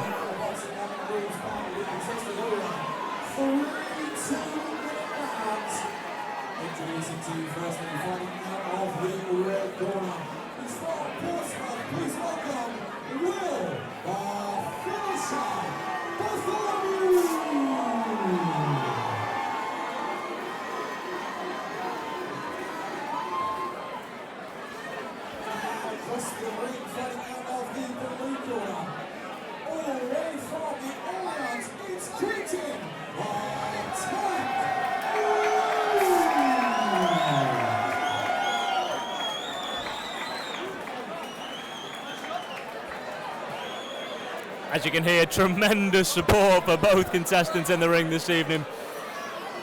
The atmosphere really is electric here at the London Irish Centre. Our referee Seamus Dunn getting the pleasantries out of the way. And here it is, the fifth contest of the evening is underway. Let's see what this one brings.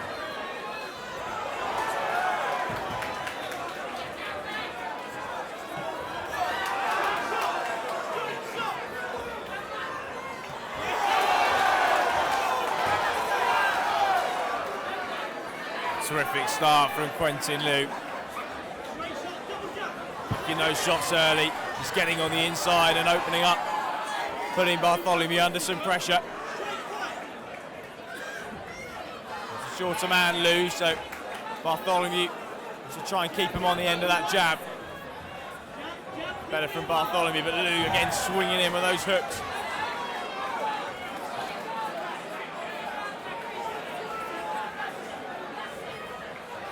Oh, lovely stuff from Liu. Jab to the body, then goes upstairs. Bartholomew having to cover up on the ropes. Good variety from Liu, just picking those shots, and in comes the hook, lands it well, and then gets himself out of range. He's got Will Bartholomew on tentative hooks in this opening minute. Forward he comes again. Good level change from him, those uppercuts coming up through the middle too. Listen to the crowd. Here's Quentin Liu really taking it to Bartholomew in this opening round. Bartholomew just goes for a little walk, trying to give himself a minute to breathe, but he's not being given an easy time here. My word, you wouldn't have thought Quentin Liu would have been the boss, given the stature of the man in this opening couple of minutes, but he's really stamped his mark on this, Matthew. Do you know what? Tremendous skill and tremendous strength from Quentin Liu. And again, he's calm, he's composed, and it makes such a difference. He's thinking about what he's doing. He's not just diving straight in.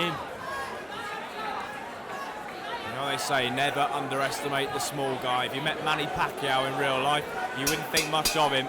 Look at the career he had on. Quentin Liu has proved to be quite a force to be reckoned with, this small man from the Orient, and what a terrific first round from him as well.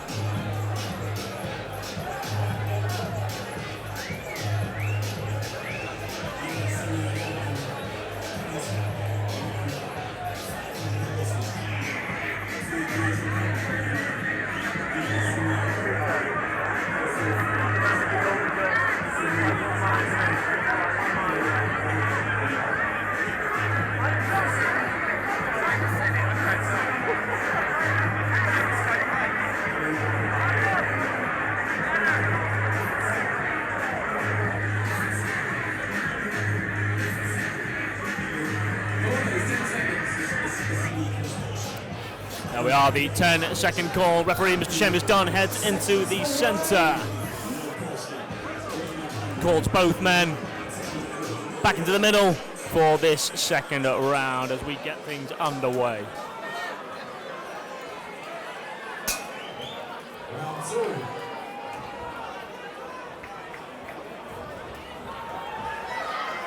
Here we are. Quentin Liu. My word, experiencing how much more lively Bartholomew at the beginning of this second round.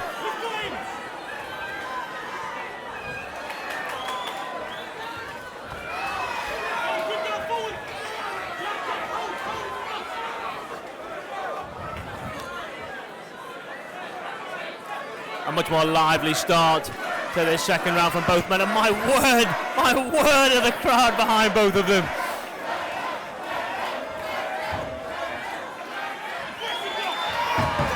Liu finding himself a little bit off balance. A bit more of a scrappy affair so far this second round. And Liu finding his composure once more, backing Bartholomew into the corner, but Bartholomew comes back to the right hook. And whilst Will Bartholomew has tried to take this one to Quentin Liu, he's just not been allowed to boss this, has he? Every time Liu comes forward, Bartholomew looks under pressure.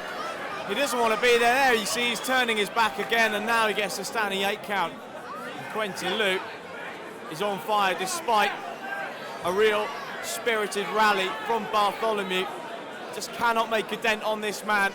And Liu in that neutral corner, coming out ready to go. What about 20 seconds to go in this round? Another uppercut from Liu. Bartholomew swinging away, but he's made to miss again.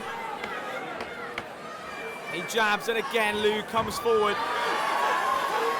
He's knocked back onto his heels that time. 10-second clapper goes ringside. Uppercut from Liu right on the belt, and another good round for the man in blue. Again, it's so hard if you're coming forward and everything you're giving is just getting knocked straight back at you. But Quentin Liu, my word, calm, composed. Lest we forget, this is Liu's first ever fight. This is his first fight. He said he trained when he was a youngster, but he never actually got into the ring, and he said he always wanted to do it. Turned 26. Now look at him. No looking back. It is incredible, some of the performances you do see, given that they're debut performances on these shows.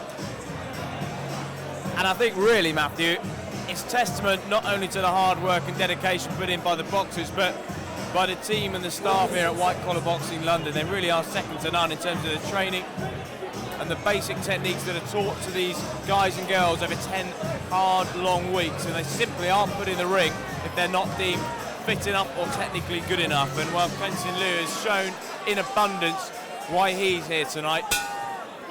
And Will Bartholomew is facing an uphill battle as to whether he can stop him. Third and final round. Liu starts the third round as he left off in the second and indeed the third. Just opening up with combinations. Bartholomew is in all sorts of trouble.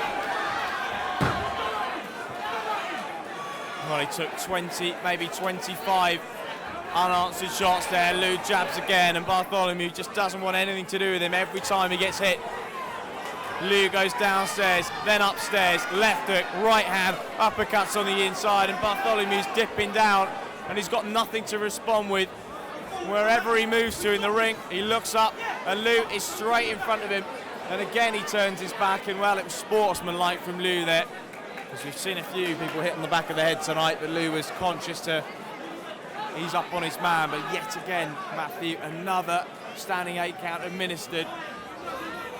Will Bartholomew, it will be a race to see whether he lasts before the final bell goes. As Liu pouring on that pressure again, making Bartholomew miss on the way out. Jab from Liu. And well, this has been a textbook lesson of, if you're the smaller man in a fight, how to get on the inside. It's to throw punches in bunches, to change up the levels, throw downstairs, then upstairs. Goodness me, has Bartholomew had just about enough here? I think that's been key as well with Liu. The variety of his shots this evening. He's just thrown every shot in the book, left and right hands, uppercuts on the inside, left hooks, right hooks. Terrific to watch, and the composure with which he's applied such a high volume of pressure. It's been, well, impressive. To be honest, doesn't quite cover it. Liu comes forward again. Lovely combination that's been working throughout, finishing on that uppercut on the inside. There it is again, and Bartholomew just cannot deal with the variety and the volume of shots that's being thrown at him. 10 seconds to go in this final round.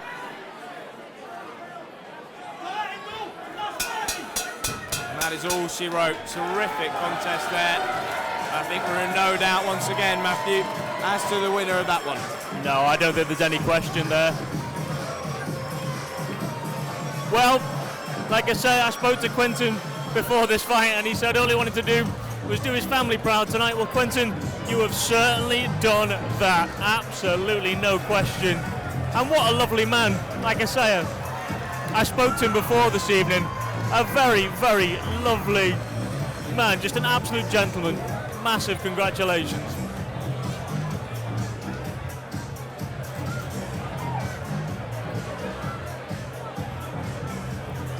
Incredible sport for both fighters in the ring this evening.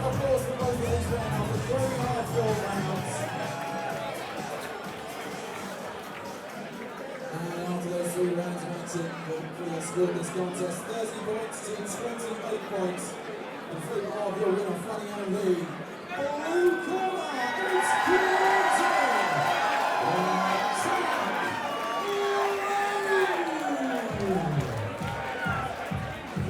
Appreciation from the runner-up, Will Bartholomew.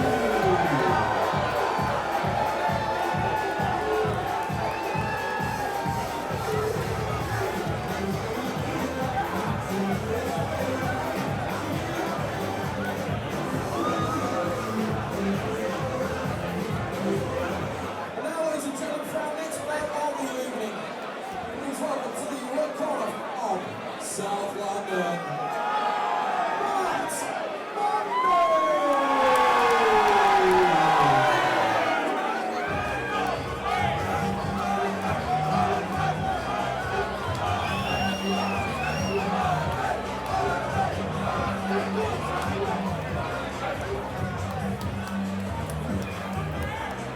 Well, here we are, the 6th bout of the evening, and first up, fighting out of the red corner, we have Matt the Tank Monday. He's an engineer on the London Underground. His hobbies include spending time with his family, especially his 2 little boys. He's a football fan and enjoys all sport and loves a challenge. Well, Matt, you have stumbled across one this evening. The very best of luck out there.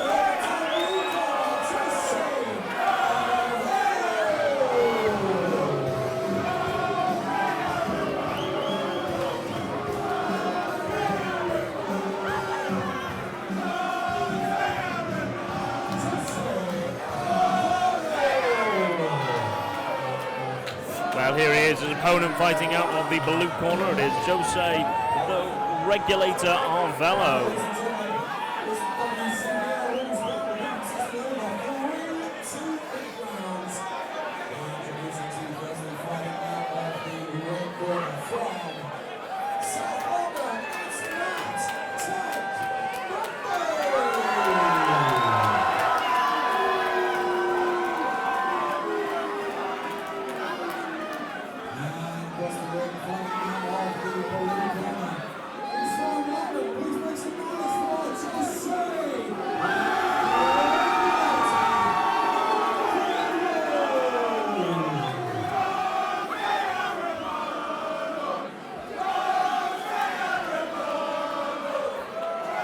Oh my word, the atmosphere showing no signs of dying down here in the London Irish Centre. In fact, if anything, it is getting livelier in here.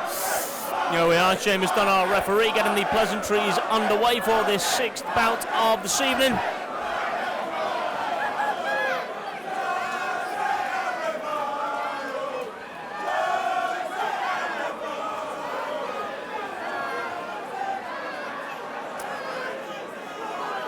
And here we are underway.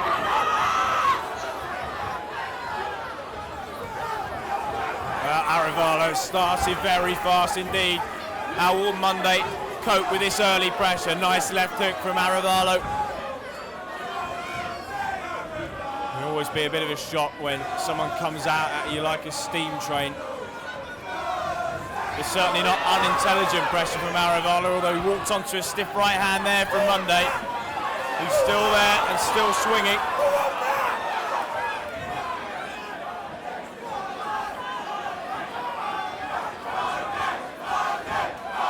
Monday looks poised. He's concentrating hard. He said this is all he's been thinking about all week long. For a counter right over the jab, and he was just swinging a little bit wildly with it there. To exchange stiff jabs. About a minute ticking over here in this first round. Oh, a lovely counter right hand. That was the shot Monday was looking for, over a slightly lazy jab from Aralo. Now Monday switches to southpaw, lands a lead right hand this time, then a jab to the body, another right hand upstairs. Bit of success from the southpaw stance. And that's perhaps confused Aralo, who started so well, as had about 20 seconds to go. In what's been an enthralling opening round between these two. Aralo just missing narrowly with that right hand. This is good switch of stance from Monday. That could be the difference in this opener. Lovely, clean, crisp right hand to the body from him. Well, talk about a round of two halves. Terrific start from Aralo. Perhaps an even better finish from Matt Monday. So nothing to split them after that first round. No, absolutely. Aralo straight out of the blocks. The man on top for the first minute or so, but then Monday really took his time and started to pick his shots. A great first start, a great first round.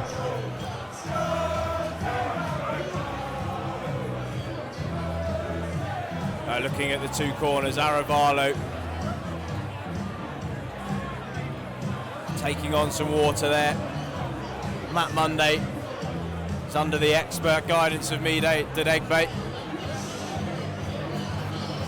He's got a WCBL title of his own. Great man to have in your corner. You can see there, he's just perhaps signalling to Monday to feint, try and bring Aralo on and then throw that counter right hand. Let's see if that advice works. Good movement from Monday, and there is that counter right hand. And it's working beautifully. Aralo being made to miss, which he wasn't in that opening minute. Have the tides just turned a little bit here? Aralo being cheered on, but is it Monday who's starting to produce the cleaner work? Again, Aralo missing with the right hand. Lands the jab that time though.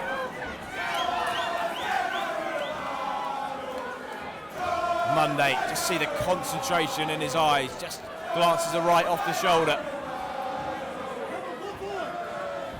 This corner, man, Mide Dede Bates calling him forwards now, but it's Aralo who comes forwards. Monday fights his way out of the corner, opens up with a nice combination, lands a right hand, he's got Aralo hurt. He's swinging wildly, but he's landing. Another right hand goes again, and Aralo hanging on. Seamus Dunn momentarily separates and brings him back to the middle. Yes, there it is. Monday really looking alive there. Really finding his feet with those last few punches. And again, nice work from Monday.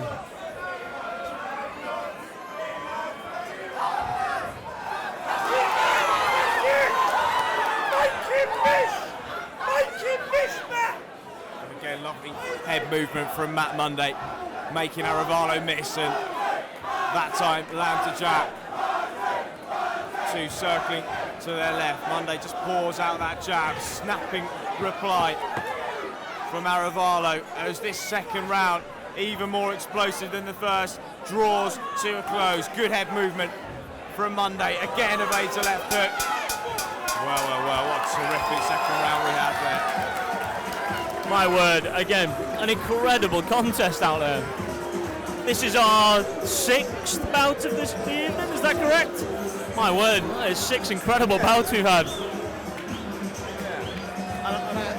I'd say as well, on balance, this has got to be the best show of the year that we've pulled together, right? Yeah, absolutely, no question, no question. Well, as always, if you have enjoyed the action, you're watching at home and you feel perhaps you'd like to get involved, you can find out more www.whitecollarboxinglondon.com, Facebook at White Collar Boxing London, Twitter WCB London. Get in touch, could be the best thing that you ever did. Right now we are in the midst of possibly the most enthralling encounter of the night, and that is saying something. Jose Aralo in the blue corner, Matt Monday in the red, third and final round. Away we go.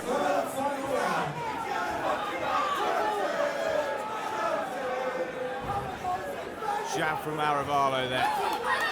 Monday looking for the counter left hook, but Aralo's got that right glove pinned to his chin.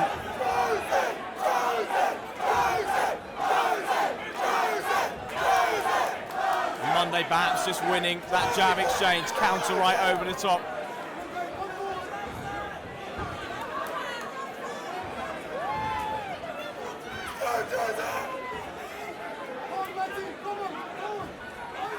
Really has been battle of the jabs between these two at times, and both have had success. Not a lot to split them with the left hand, but there you see Monday switching stances to southpaw. He did that at the end of the first round. It caused Aralo problems. Will it again? It does. He lands a straight left, lands a second. Aralo perhaps was hurt there, and Monday now coming forward in the orthodox stance.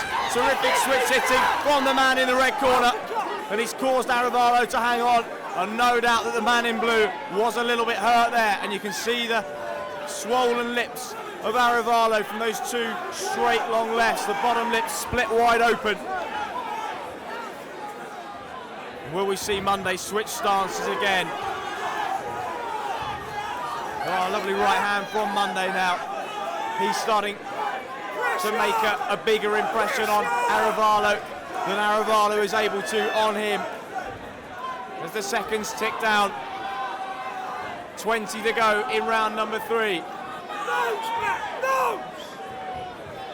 Lovely counter left hook from Monday, and a stiff jab, right hand from him, and Aralo is perhaps a little bit hurt now.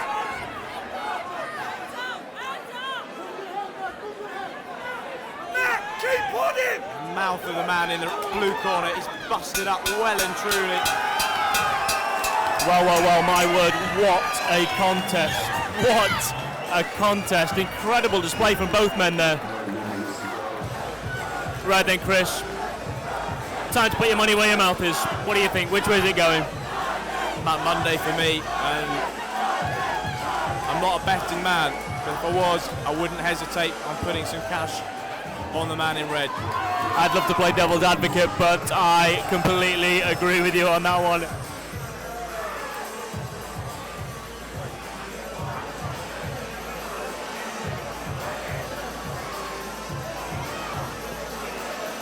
Ladies and gentlemen, make some noise for both these men after 3 wild 4 rounds of action.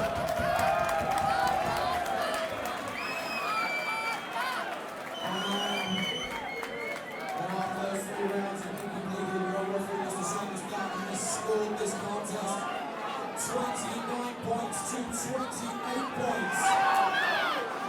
In favour of the winner, fighting out of the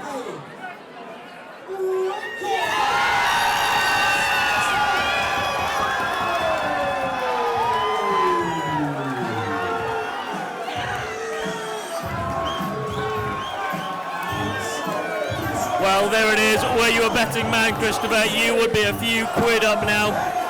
As it stands, all the glory goes to the man in red for this contest. But a massive congratulations to Aralo as well. A fantastic 3 rounds from both men.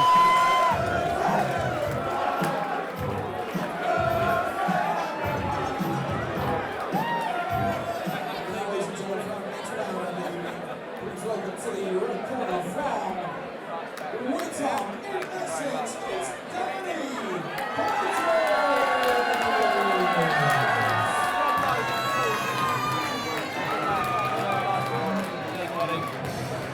Here we go.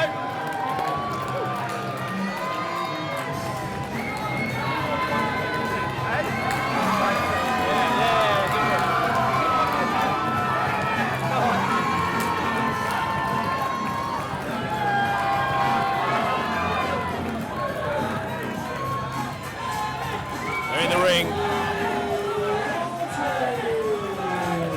35-year-old Danny Hodges from Woodham in Essex. This is his debut tonight. Said he's excited, got a few nerves. He said with a lot of discipline comes great rewards, and that's what he's learned over the last 10 weeks. Good luck to him.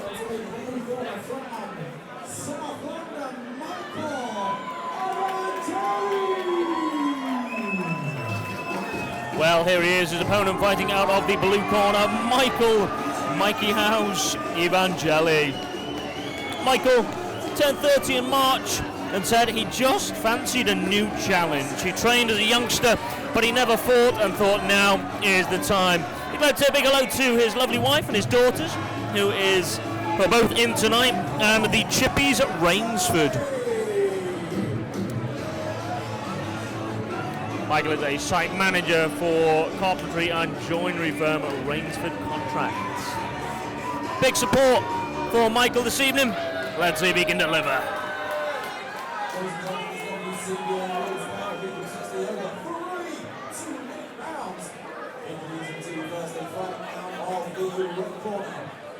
From Warrington in Essex, it's Danny.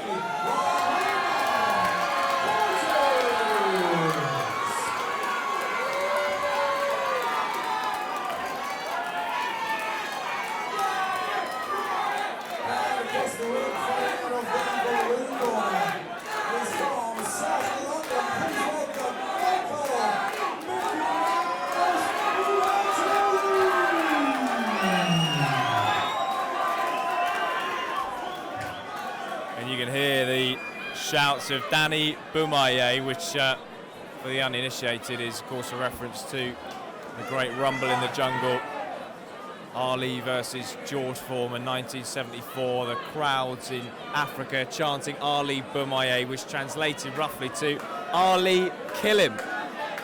I'm sure that they don't wish that on Michael Evangeli, but well, a lot of support for Danny Hodges here, and he goes straight towards Evangeli, but he walks in a straight line and walks onto a 1-2 combination.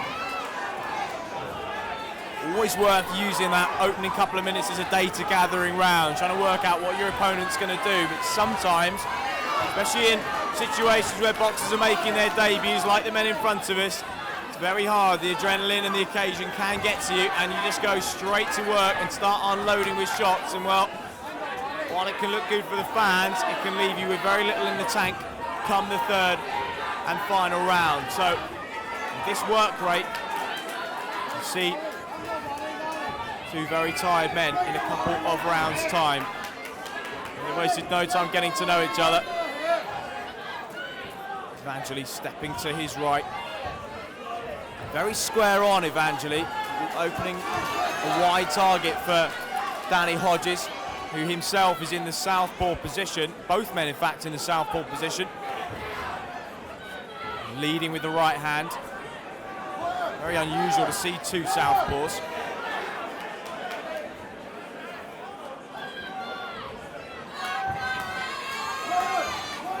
Nice combination work from Evangeli. Good straight shots from him too. And Danny Hodges is under some pressure here. Just took a strong left backhand off that combination from Evangeli and just momentarily looked a little bit dazed there. Stamps in with a jab to the body, then tries to throw the left hand over the top.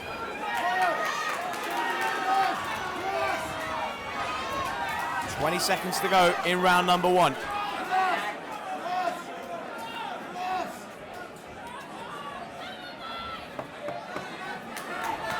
It's a good combination, better work from Danny Hodges.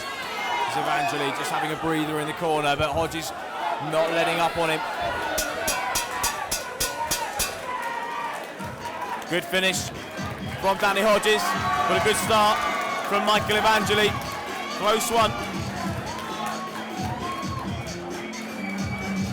Well, my word, an explosive start once again there to that first round. Evangeli straight out of the blocks, not really giving Hodges any room to manoeuvre. And then Hodges just slowly starting to find his feet towards the end of that first round. Interesting contest, let's see which way it pans out.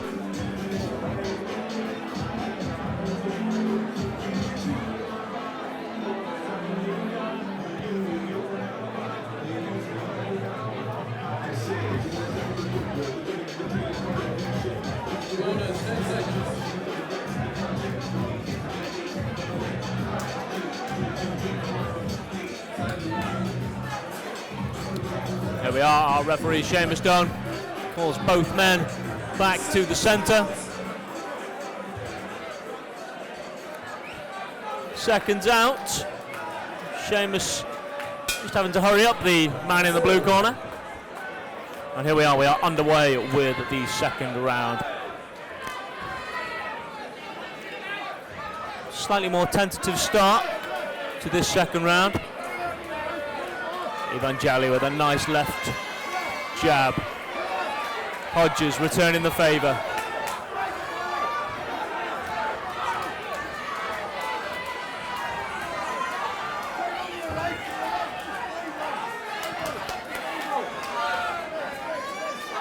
This is good pressure from Danny Hodges. Southpaw jab there. Left-hand counter from Evangeli. It's better from Danny Hodges, but I just don't think he had much room to breathe in the first minute of that first round. Evangeli just came at him like a steam train, and he didn't really have anywhere to go. Oh, Evangeli just caught Hodges there.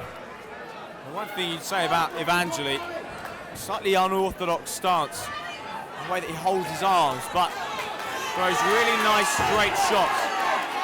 Not a lot of tell to his shots. Not obvious when he's going to throw. And he throws them nice and sharp, nice and straight, brings them right back to the point of origin too. He's doing the basics well. And he has unsettled Danny Hodges on a number of occasions.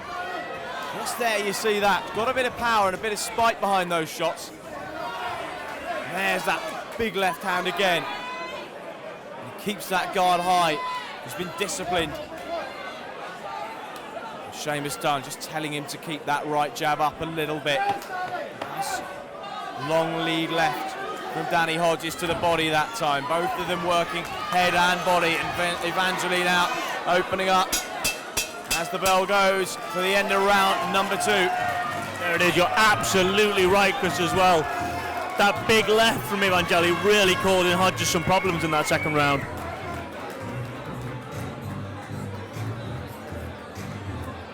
Well, the night is absolutely zipped by. Just One round to go here, and then the final contest of the night for 2015.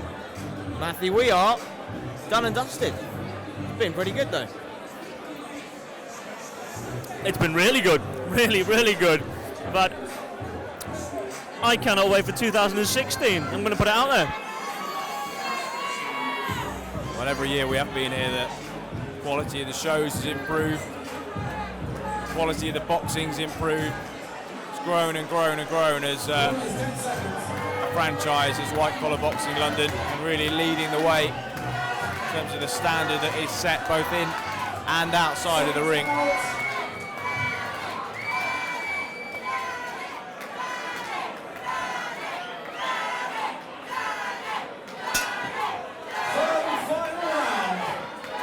Here we go, Danny Hodges and Michael Evangeli. Can one of these men make a big mark on this contest? Nice long left hand from Danny Hodges. Evangeli took it well and is trying to come back at him, and the two now content to stand and trade. And Evangeli's getting the better of the exchange. He's holding and hitting a little bit, and referee Seamus Dunn will just warn him for that. Forward comes Hodges, misses with that left hand. Counter left from Evangeli. And again, the straighter shots from the man dressed in blue.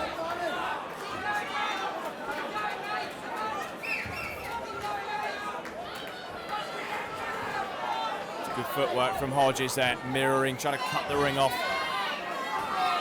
Trying not to give Michael Evangeli space to throw those long, sharp, stinging shots. And again, Hodges just trying to pin him into the corner, and Evangeli trying to box his way out. It's a real clash of interests, and they do say that styles make fights. And these two men, different agendas. Again, Hodges just missing with that left hand, just out of range. Got to get those feet in a little bit closer before he throws. That's better from him. Now he's putting Evangeli under pressure. 30 seconds to go in this final round. And here we see the fatigue starting to set in as Evangeli walks forward again, misses with that flurry. Almost backing himself into a corner now. 10 seconds to go. Hodges jabs, Evangeli walks forward again, throwing that four-punch combination. Lovely long left hand from Hodges, good finish from him. Then a jab. Great embrace between the two men in the ring. Terrific encounter. And a very, very tough one to score indeed. Very tough, but again, a wonderful contest. What a wonderful, wonderful evening.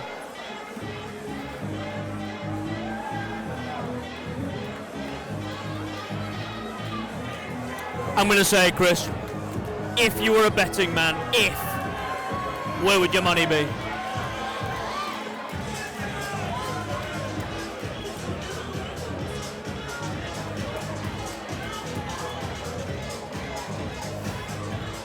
Possibly Michael Evangeli, just for the straightness of his shots and the accuracy of his punching. Yeah, okay, I'll go blue.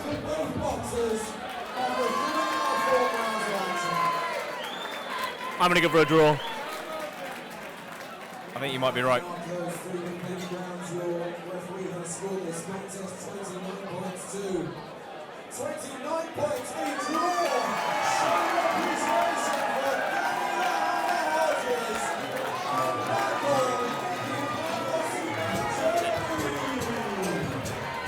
And I think well deserved as well. I think a good result, very, very close contest. Very, very hard to split them. And I think sometimes in this situation, a draw really, it's kind of like everyone's a winner. Absolutely, very, very hard to split both fighters in that contest. Not so difficult to split the commentators. I believe that's 2-0 to my corner down here in the commentary box. So smug.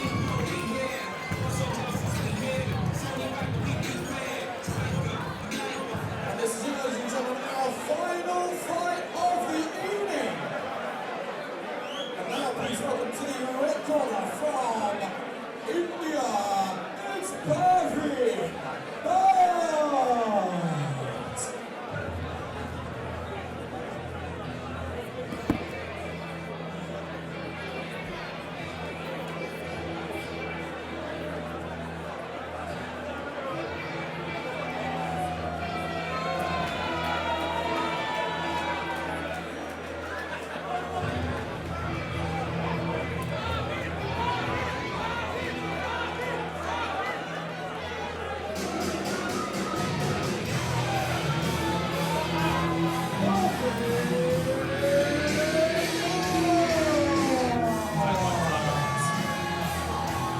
So Barwin Bat, 27 years of age.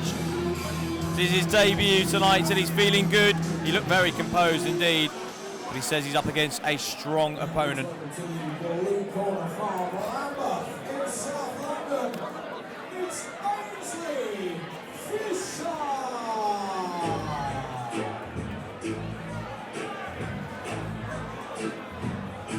Here he is, his opponent fighting out of the blue corner, a man from my neck of the woods in London, from South London. Ainsley stepping out for the final contest of the evening.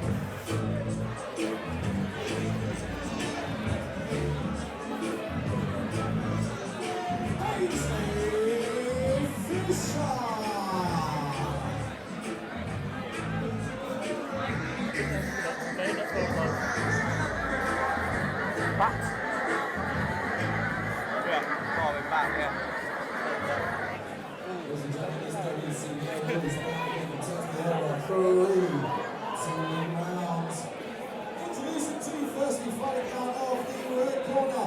He comes all the way from India. It's perfect.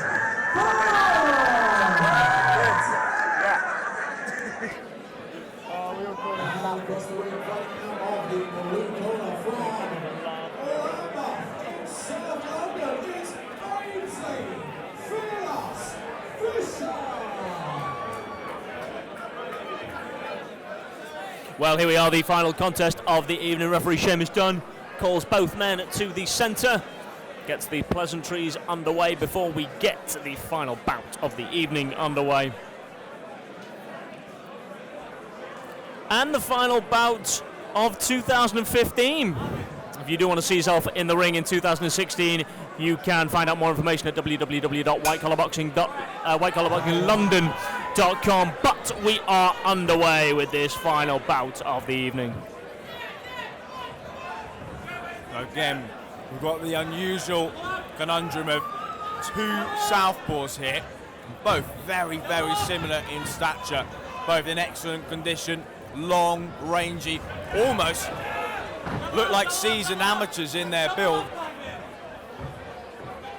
And the standard already looks to be high. Barwin Bat just pivoting from left to right, eats a long lead right jab from Ainsley Fisher, who himself looks composed. Lots of movement in there early.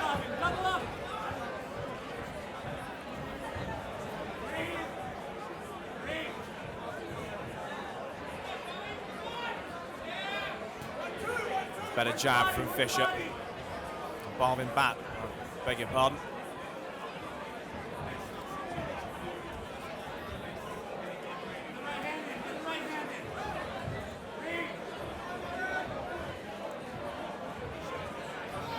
You can just see Bat timing that jab really nicely. He wants to keep this one as long as possible. Just reaching a little bit with that backhand. Found himself a little bit off balance. Fine line between getting your feet into range and just narrowly missing and overreaching with shots. But the jab has worked for him well in the first minute and 30 seconds. Oh, he's landed a nice left backhand. Flush on the chin of Ainsley Fisher. Took it well though. He comes back with a 1-2 of his own. 10-second clapper for round number one.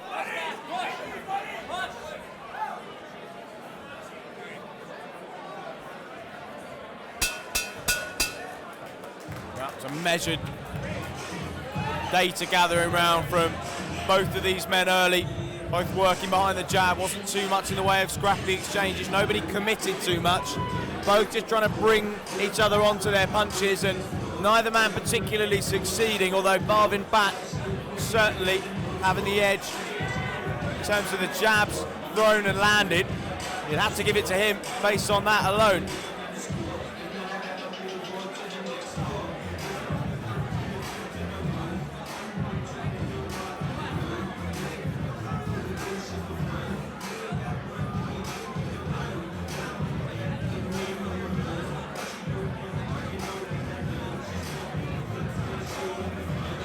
Corners, 10 seconds.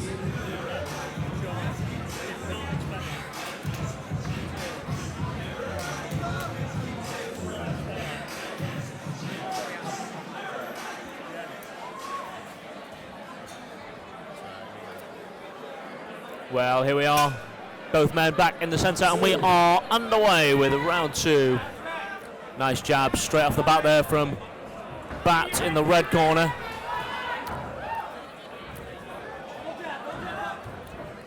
Fisher returning the favour. Barvin Bat storming forward there.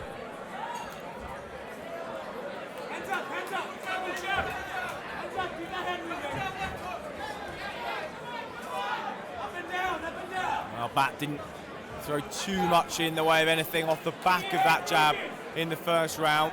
We'll see a little bit more from him as this progresses. He's started to find his range with that jab. Fisher now looking for his own left backhand over the jab of Bat. It's measured work still from both men, just picking those single shots. So many different types of contests we've had tonight, and really a microcosm of what the year's been like. You really do see it all, from sort of barn-burning brawls, the big heavy novices, to highly skillful, almost sort of old-style amateur point-scoring bouts, title bouts, knockouts. That's a lovely shot from Fisher there, and that's just momentarily rocked back onto his heels. Nice body hook there from Fisher.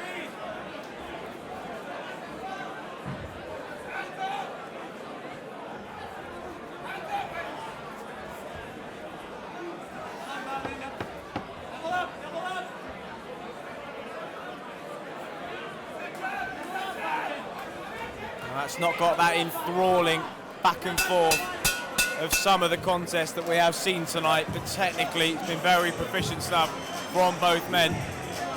And now just one round to go. Final round of 2015 here at White Collar Boxing London. We hope you've enjoyed the show.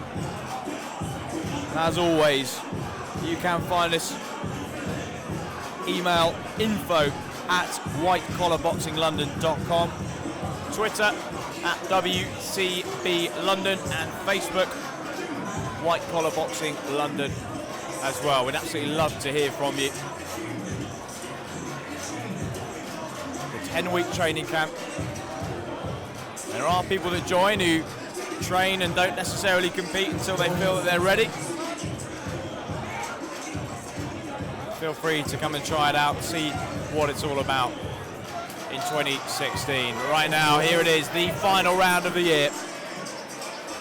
Barvin Bat in the red corner, Ainsley Fisher in the blue, who will be crowned the final victor of 2015. Bat starts with that long southpaw jab. Fisher responds with his own, misses the left.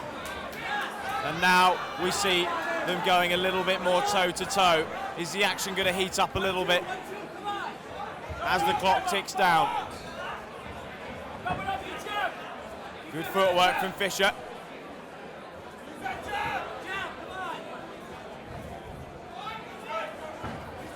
Just jab to the body from Fisher there.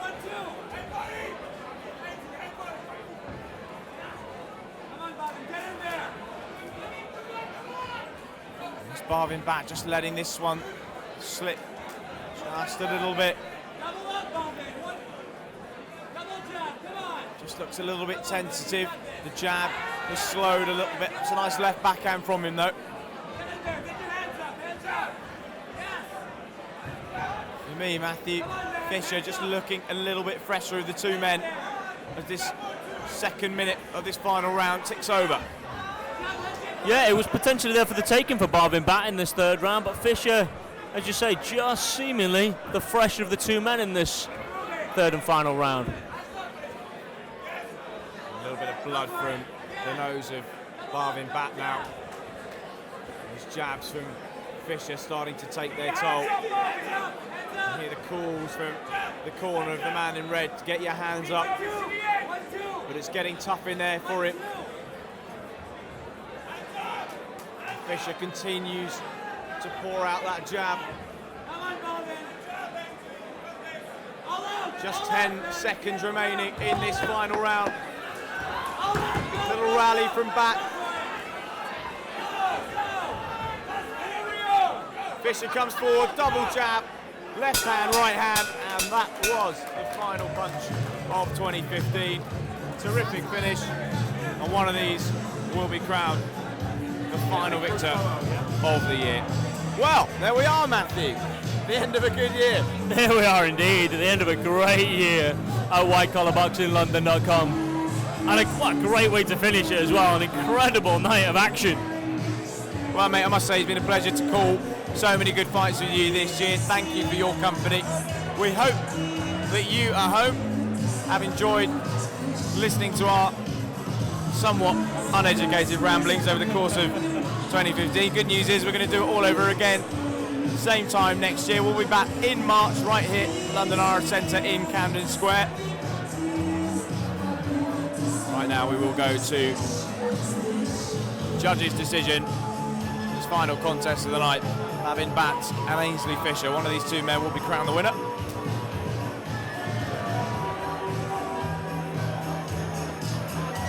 Ladies and gentlemen, show your appreciation for both of these men after 3 rounds of action. And after those 3 completed rounds, the referee has scored this contest 29 points to 29 points, a draw. Show your appreciation for Barvin Bat and Ainsley Fisher. Well, nothing to split the two men in the ring for the final contest. Both men fighting to a draw. Ladies and gentlemen, a reminder, you're all invited to the world famous Spin and Rhino nightclub this evening. As long as you have your ticket stubs or wristbands from this evening, you have got free entry into the Spin and Rhino nightclub. We hope to see you there later on. Thank you very much for coming out to join us this evening, Camden. You've been a superb audience at the safe journey home. I'll see you in 2016. Thank you. Good night.